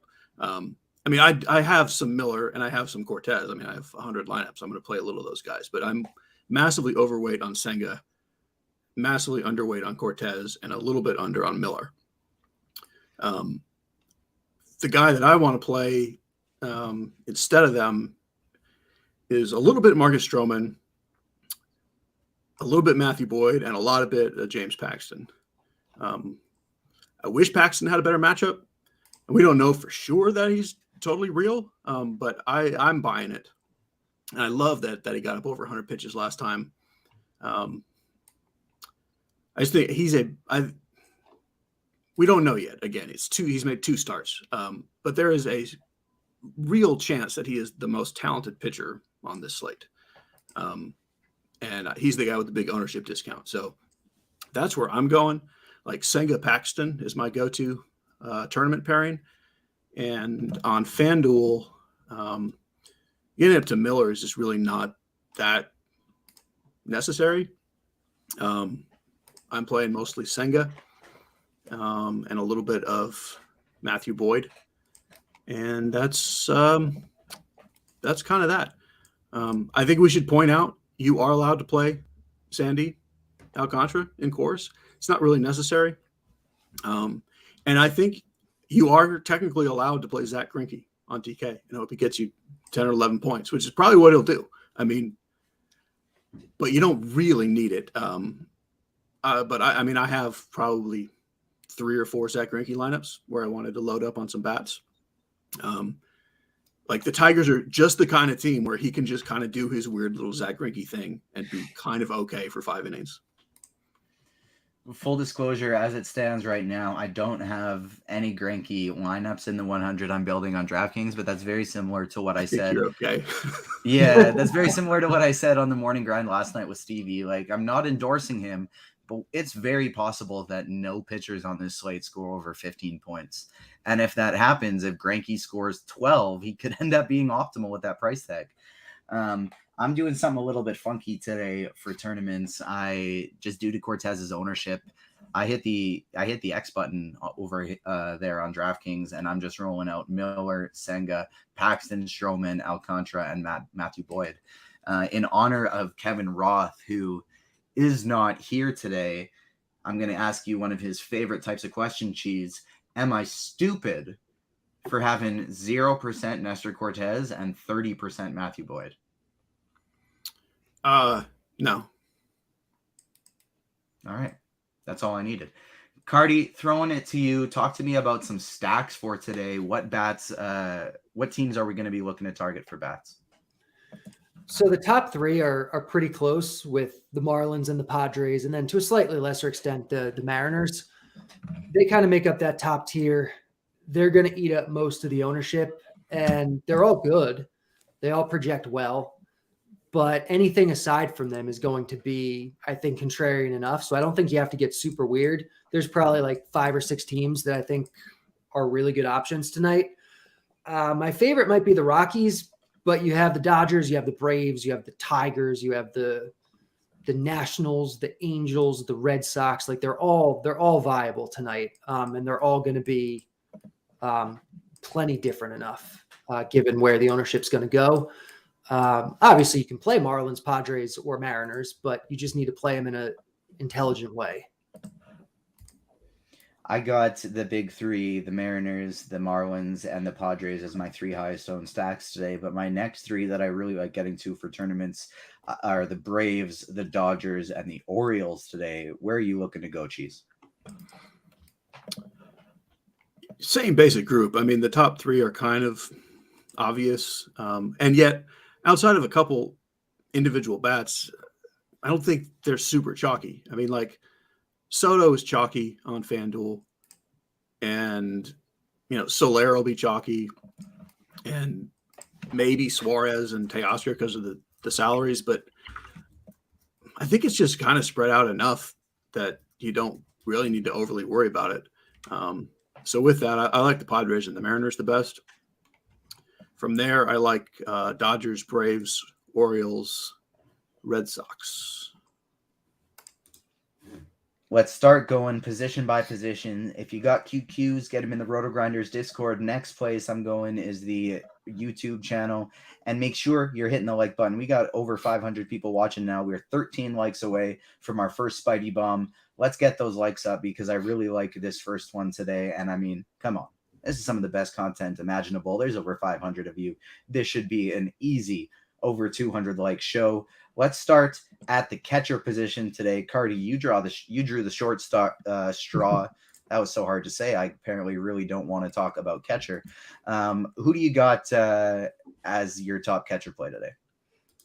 Catcher today is pretty gross. You have kind of a top tier of guys who are all a little too expensive for who they are and what the matchup is. You can certainly one-off them, but you have like Will Smith, you have Cal Raleigh, you have Elias Diaz, who are all fine. And I certainly like Diaz in like a Colorado stack or any of them as one-offs. But I think tonight really, like just punt catcher, just spend on better stuff. We have Freddie Furman hitting for Kansas City. He's 2.3K. He's against Matthew Boyd. Like I like Freddie Furman tonight. Jacob Stallings for Miami is in Coors. He's 2.5K. Like he's fine too. Otherwise like those two are in the top 5 catchers tonight, just overall. So it tells you kind of the quality of the position here. So play a catcher in your stack if you want, play a couple of just the good guys in not awesome spots as one-offs, or just outright punt it with whoever. Kind of sounds to me, Cheese, like we can go wherever we want in tournaments today. I actually have 36% Cal Raleigh in my 100 lineups. And then there's a few guys I'm getting overweight on in tournaments as well. Who do you like at catcher? Yeah, my basic take is you punt it in Cash Kings, play one of those cheap guys. It's so weird that guy's name is Fermin. I mean, cut it out. Like, that is Freddie Fermin for sure. But I am also on Raleigh a lot. He's my highest owned, and Rutschman is my second highest owned to pay up to be different. Otherwise, it's in the stack. Same here. That's Rutschman is my pay up to be different as well here in tournaments. We've gotten enough likes for the first Spidey Bomb. I want more. Give me 39 more likes so I can give you a second one today. But Spidey Bomb number 1 is on that Baltimore offense, Ryan Mountcastle. You can find him for plus 475 on Caesars, plus 420 over on our sponsor FanDuel. And guys just absolutely smashing left-handed pitching. So Ryan Mountcastle is Spidey Bomb number 1 and actually tied for my highest owned first baseman today. Carty, who do you like at first base? First base, we have Garrett Cooper in Coors, but as we kind of talked about yesterday, like, he's expensive. You're going to have other. What was that? TJ was just attacked. Other priorities. I think on FanDuel at 3-1, he's fine. But DraftKings at like 5K, I think you probably are looking cheaper. There are going to be really good players at other positions. And all like the high-end first baseman, like the normal high-end first baseman, are either like not on the slate or like aren't in the best spots. We basically just have like Freddie Freeman and Matt Olson, and they're both fine, but I'm not really huge on either of them. So I think you can punt it. Like on DraftKings, you're looking at like the Frenchman, Torkel Son. You're looking at Joey Meneses. You're looking at Matt Carpenter. You're looking at Yuli Gurriel in Coors. Like, guys like that are the ones that I'm drawn to. On FanDuel, again, you have Garrett Cooper. You have Jay Cronenworth, who probably better at second, but you can think about playing at first because first base really is not great tonight. And he's very affordably priced against a contact-heavy pitcher in Trevor Williams. And that's kind of first base. Geez, how much Matt Carpenter do you have? And did you consider playing anyone else, or is it just the lock button on him tonight? Yeah, I feel like I don't know if the one home run is going to be enough. Yeah, I mean, I like him, but I like Meneses on the other side about as much for a cheap guy. The names are the names. I think Freddie Freeman's the only guy that I really want to spend up on. Otherwise, I mean, I have a little bit of Olsen, Anthony Rizzo, a little bit here and there. I think Justin Turner is my favorite mid-range play, and then Mountcastle for some one-off power. I desperately want to convince myself that I can play Pete Alonso, but like, that's such a strong win. Like, even Pete Alonso is going to have a hard time getting one out. So officially, I don't really like him. I just wanted to mention, like, this is the one time ever that I don't love Pete Alonso. Yeah, I think that makes sense. It's definitely not the easiest game environment for him today. Carty, take me over to second base. Personally, I'm getting a lot of Jose Caballero over on DraftKings. Yeah, my dude, Jose Caballero. He's cheap. He's great. It's second base, which is pretty much always like the worst position, unless you want to spend almost $6K on Luis Arias, which I don't. Just go cheaper with somebody. So you have Jose Caballero. The people are going to love it. You have Rougned Odor. He's hitting 6 for the Padres tonight. The Padres are in one of the best spots on the slate. He's super cheap. He's Rougned I don't know how Odor. this team loses with Carpenter and Odor hitting back-to-back. I mean, honestly, how can they? So if that doesn't scream chalk for you, I don't know what does. But yeah, Odor's awesome. To be clear, when that statement was accurate, I was still in high school. On FanDuel, I mentioned Cronenworth at first, but obviously going to be more valuable at second. You have John Birdie and Coors, who's pretty much a lock. It's just a matter of like which position you're playing him at. Second base is certainly a viable choice. You have Mookie Betts. The Dodgers are kind of one of the best offenses that aren't in that top 3. So Betts is going to be definitely part of your stack, definitely a good one-off regardless. And even on FanDuel, Odor is 2-2, so you can think about playing him there too. Believe it or not, I said I wasn't playing any Greinke. I'm mixing him into one lineup right now because I realized I didn't get as many of these expensive Dodgers players as I wanted in my That's stacks. probably the winner, honestly. And so I'm doing a Dodgers 1 through 5 stack with Greinke and Paxton today. We'll see how we fill that up. Cheese, who do you like at second base? I like Jake Cronenworth, especially on DK. Like FanDuel is very interesting because you got Birdie and you got Betts in there. Arias is not so expensive. Gleyber Torres is not so expensive. So like I'm less inclined to play Odor or Caballero on FanDuel. But on DK, the guys who are up near 5K include Ozzie Albies in there. Like they're fine, but this is not a priority spend position. And if I can't comfortably get Cronenworth, I'm totally fine with those cheap guys. Odor really is kind of my favorite of the group because I am also old and kind of washed up. Third base today, Carty. I know one of the guys on the show before us called Eugenio Suarez as one of their home run calls today. Who do you like at third? Yeah, Suarez is always a great bet for a home run. He's certainly one of the better options. At third base on this slate, John Birdie on FanDuel, second, third, short, viable at third. Third's not awesome today, so you can think about playing him here. On DraftKings, where he's just third and short, I think playing him at third is probably the better spot to play him. But again, he's a guy you're just playing no matter what.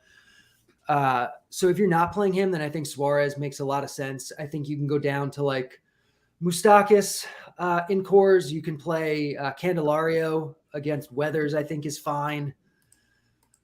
On FanDuel, Max Muncy is going to be great, certainly in your Dodger stacks, but as a one-off on either site in GPPs is going to be good. Suarez is going to be good. And Austin Riley at his price, I think is totally fine.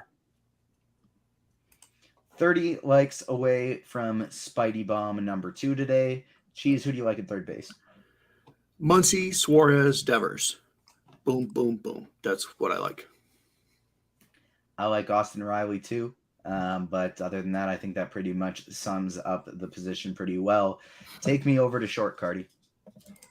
I'm going first at every position tonight. Lucky me. All right. Yeah, I kind of forgot that we do on Crunch Time. We do the same person carries it over to the next one, but we got lots of time. We're being efficient. That's okay. This works.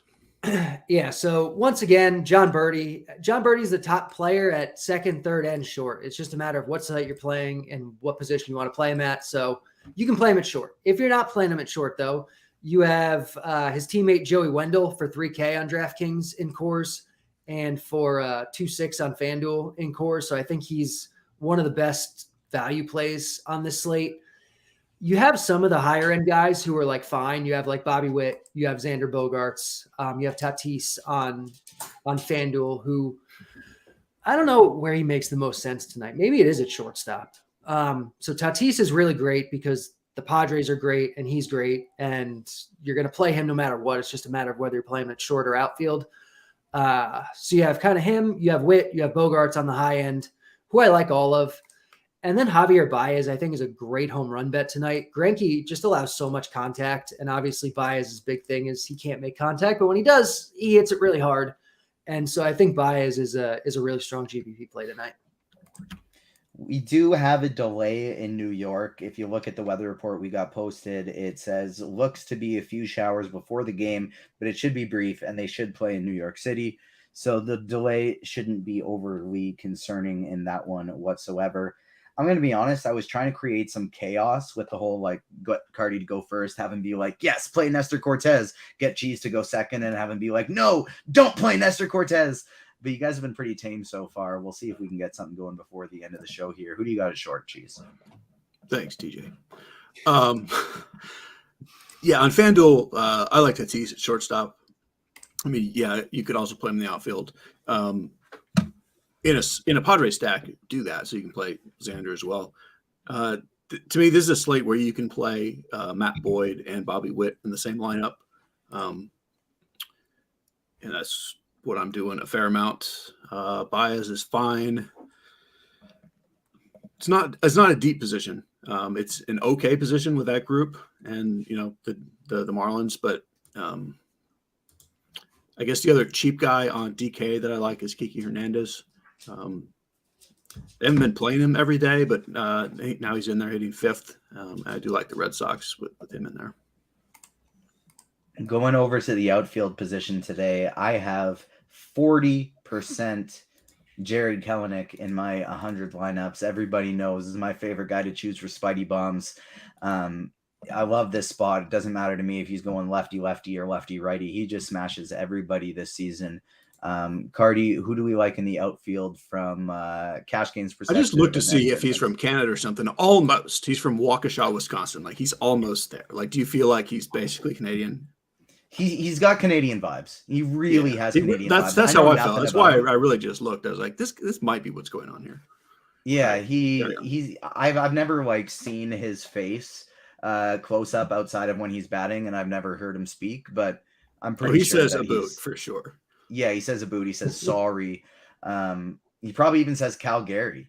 We're not sure, but we can only assume. Carty, who do you like in the outfield?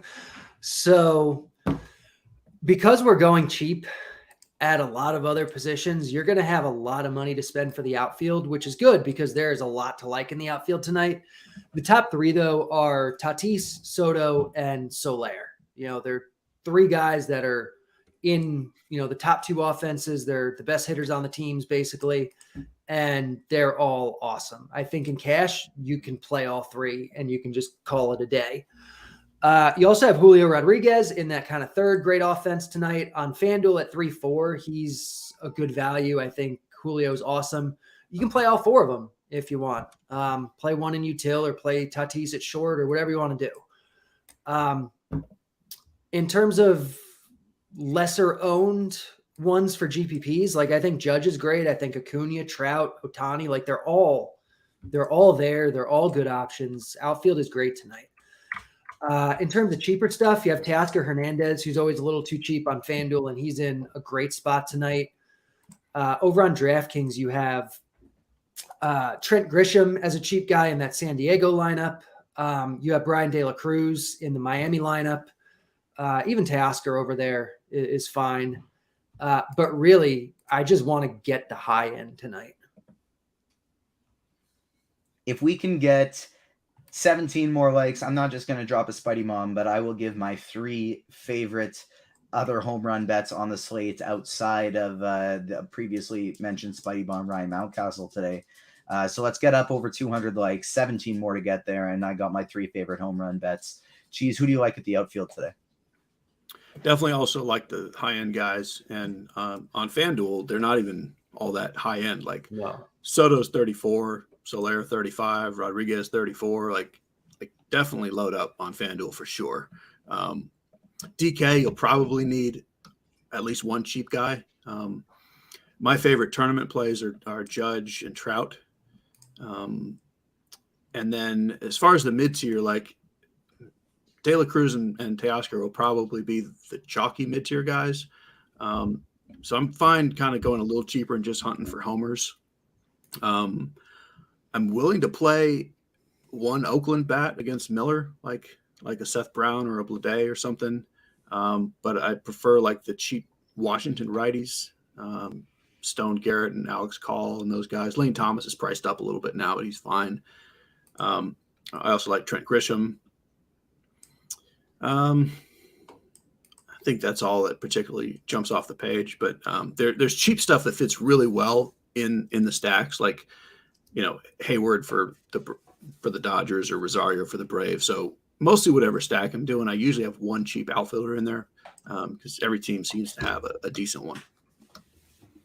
6 likes away from the home run picks, and I'll make sure to get one from Carty and Cheese as well. So hit that like button for us. Until then, let's take some QQs. I'm looking at the MLB Crunch Time channel in the RotoGrinders Discord first, and then I'm going to be looking to the YouTube chat. Hey, fellas, FanDuel Cash Utility. This is from D Gold. Would you rather go Kike Hernandez, Brandon Drury, or somebody else under $2,700? I'll go to you for that one, Cheese. I like Kiki a pretty good bit. I mean, there's a lot of players available under 27. But off the top of my head, I think I'm quite happy with Hernandez there. Carty, if looking for leverage against a higher owned pitcher tonight, can we just not play Senga, or should we mini stack Cubs just in case that wind stops blowing for 15 minutes while Senga is pitching?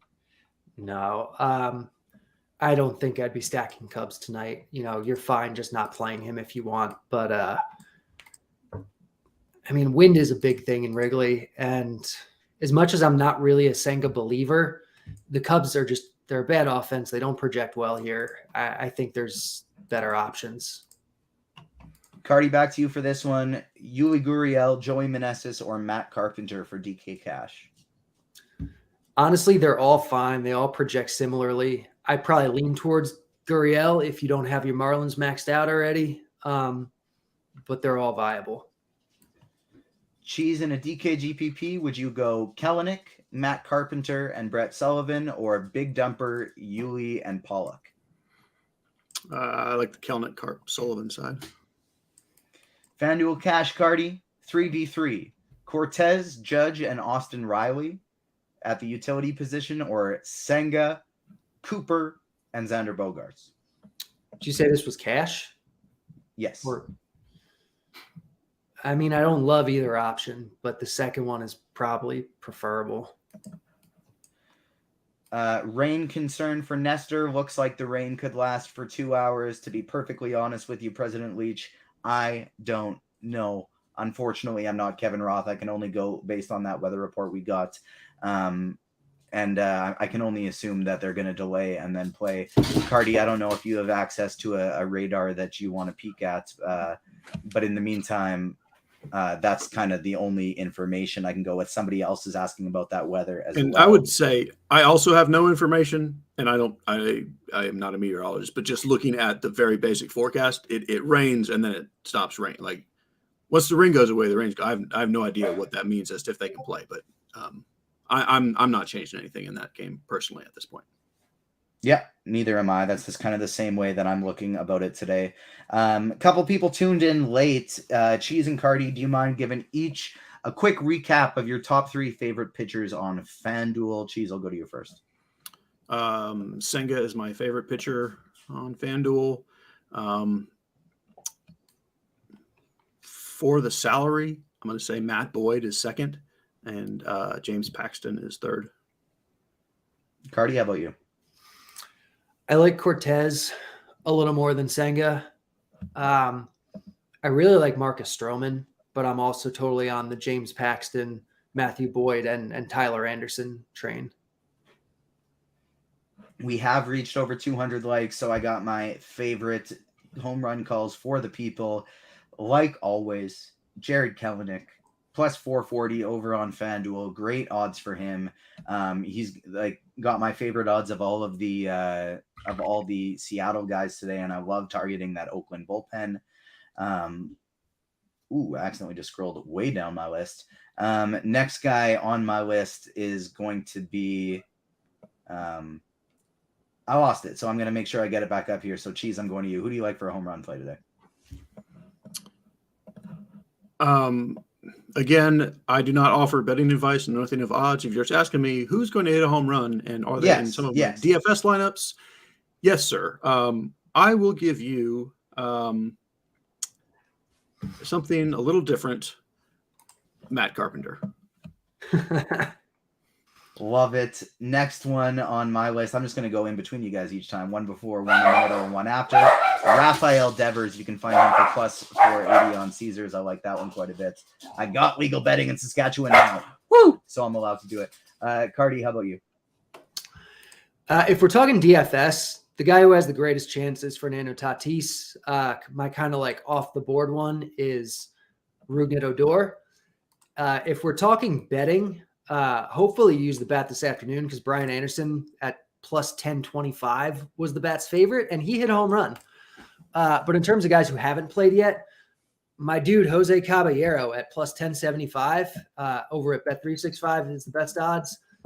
He projects for the most value tonight, and guys like Matt Vierling, Elias Diaz, Julio Rodriguez, if you want like a name guy, in addition to a whole bunch of others, project for good value. All right. And the last one on my list here is Will Smith. You can find him for plus 560 over on FanDuel. I like that one quite a bit as well. And I like him in DFS. Also taking it back to the QQs here. Cheese, do you like Austin Riley, whose line?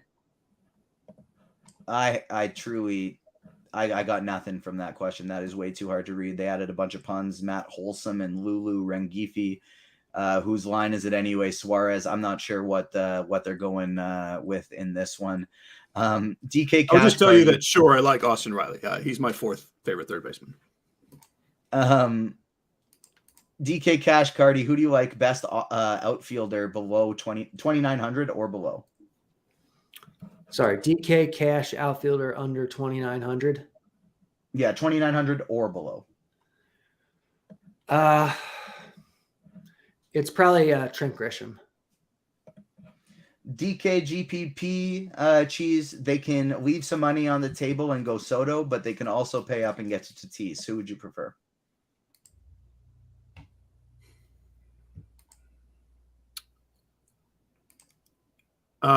It's so close.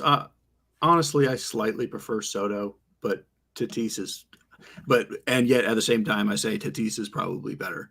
I know that's not really an answer. I would play Soto. I'm not sure that's the best answer to give you. Carty, there's some pinch hit questions. First about Freddie Fermin and about whether we're worried Salvador Perez might come in there later in the game and pinch hit for him in a clutch situation. I use clutch there just because I know you love that. And then the other one is if there's anybody in the Yankees Baltimore game that you're particularly worried about from a pinch hit standpoint. Yeah, I mean, so Fermin, obviously we don't have a lot of data on. I would think they're probably just going to give Salvi the full day off, but if it's a close game, it's a big spot. Like you could see him come in there and pinch hit. You could see him come in there and pinch hit for anybody, honestly, but it's something to keep in mind. But at his salary and how crappy the position is, it's not something I'd be sweating too much over. What was the second half of the question? If there's anybody in the New York and Baltimore game you're in particularly worried about for pinch hit risk. Oh yeah. Jake Bauers for sure. He always has like the highest of anybody in the world. 70% pinch hit risk for Jake Bauers. And then Joey Ortiz for Baltimore is always really high. He's 54% tonight. And so is James McCann's 35%. So those are your big pinch hit guys. Going over to the YouTube chat, people asking for recaps of the Spidey Bums. It was Mountcastle, Kellenick, Devers, and Will Smith. Going a little further back here. For Carty, does Tyler Anderson have any reverse splits data? Are lefties okay? I.e., can I play Devers and Yoshida? Yeah, you certainly can. Tyler Anderson is a reverse splits guy. My betting show earlier today, actually, I bet a Yoshida prop against him. So you're totally fine to do that. I think the Red Sox are one of the viable non-chalk stacks tonight. All right, looking over to Discord here. 8 minutes until lock. Make sure you're hitting that like button. QQ, DK Cash. Carty, I know you like Cortez better than Stroman, but geez, I'm interested if you have a lean. Cortez or Stroman for DK Cash? Stroman. QQ Carty, how much does the bat... Oh, it was a joke question. I'm sorry. How much does the bat weigh how clutch a player is? I haven't talked about this before. It's like the number one factor is clutchness.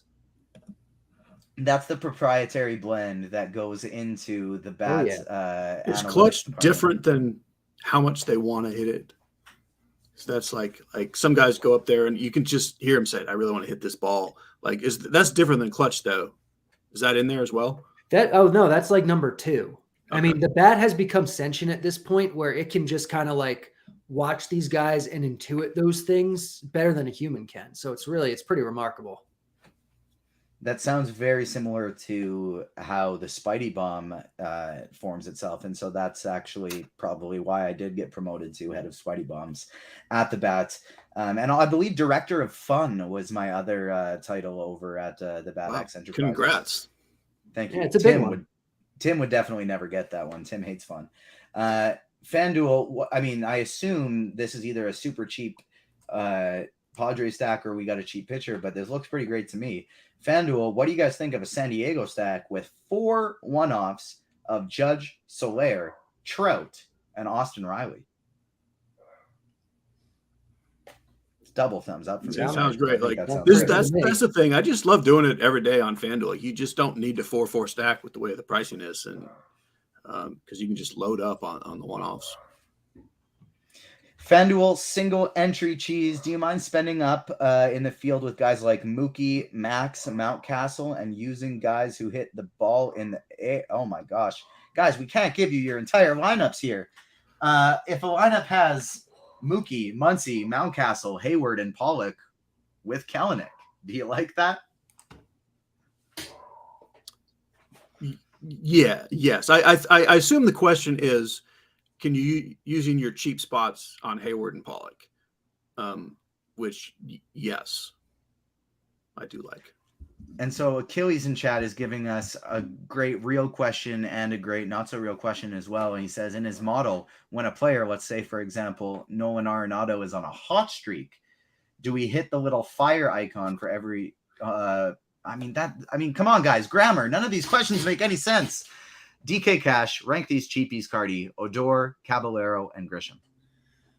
It's probably Grisham, and then it's a toss-up. I'll say for Cash, Caballero. For GBPs, Odor.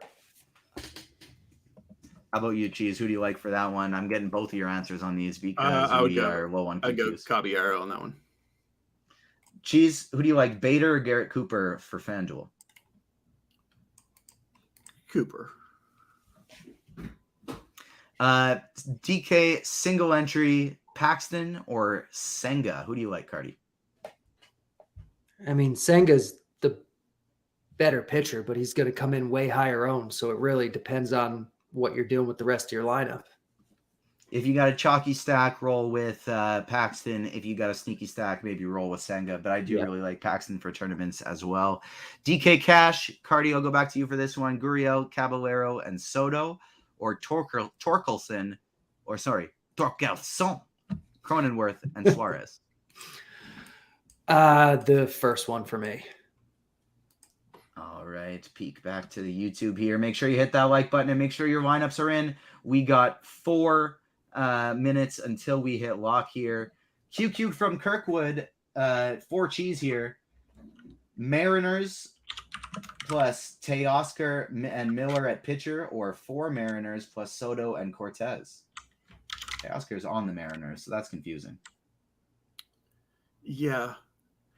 Well, that's I saying. So Teoscar to finish out a 5-minute stack. That's what. I would go Teoscar with Miller. Yeah, I think that makes sense. Good analysis of that one.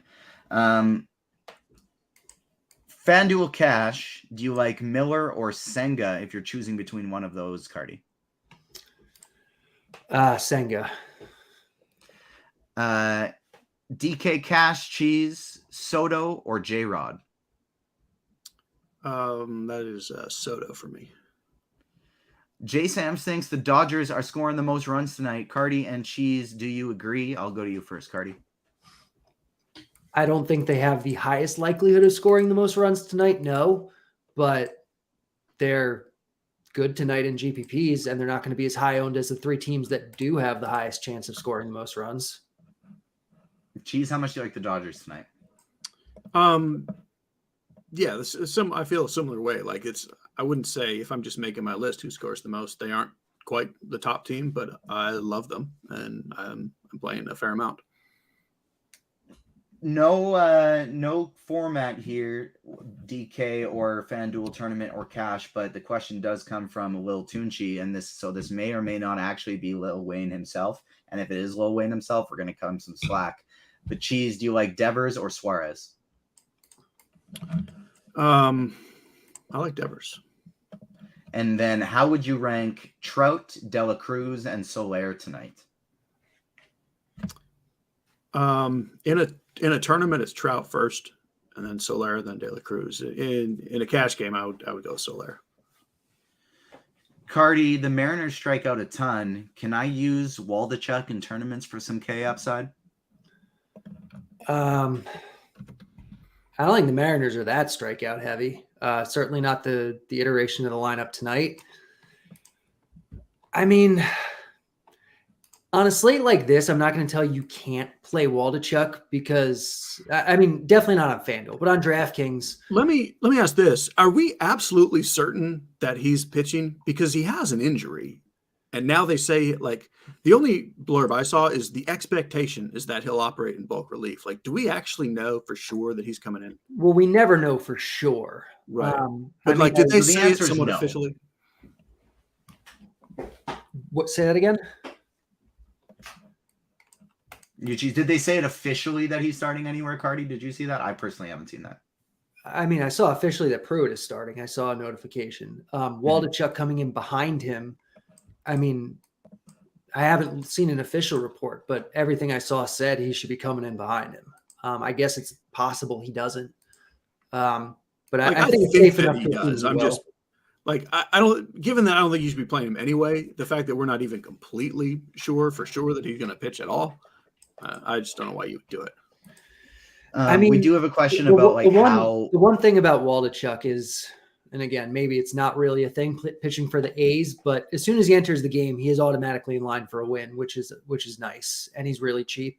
So I don't hate it, but If there it's are any other team, I would agree he'd be in line for the win. somebody else is asking, does the Pruitt thing starting make you more or less interested in Seattle full stacks? To me, the more bullpen we get from Oakland, not that any of the starters are great anyways, the more Oakland bullpen we get, the better, and it just bumps up Seattle more and more. Another question about, do you like Rivet off of a Rizzo as a pivot off of Cooper in Fanduel cash? You don't have to pivot in cash. You just go with the highest projected play. And so if for some reason you love Rizzo, you think he's hitting some bombs today, by all means, not going to tell you not to play him, but you don't ever need to make a pivot. Carty, we are at lock, but hopefully this question will be from somebody not starting at the 7:05 games. And the question is, DK Cash, who is the best second baseman at $2,600 or less? It's either Odor or Caballero. I think for cash, I'd go Caballero. Yeah, me there as well. We have reached lock. Detroit and KC has been delayed. That was another one where it says few showers may pop up near game time in Kansas City. Shouldn't be a big deal, but we will watch it. The fact that they delayed this one before it has started does make me like that one a little bit more, because I'm playing some Matt Boyd today, and we wouldn't want to delay after that game has started. But it does just say that a few showers may pop up near game time. I don't think that's going to be something that lasts long enough to make it so they don't play. Having said that, I am not a meteorologist. If you got access to some radars and you want to take a peek at that one, by all means, try and do your own analysis on that one. Carty or Cheese, do you have anything for the people before we get out of here? I don't think so. Fun slate tonight. I'm just thrilled, honestly, just thrilled to have a reason to play Rougned Odor again. So that makes my night. I think we're just looking to see if Carp and Odor hit him back to back in the same inning, or if they want to spread it out a little bit. Yeah, that's going to be an interesting decision. I want to see what they decide to do.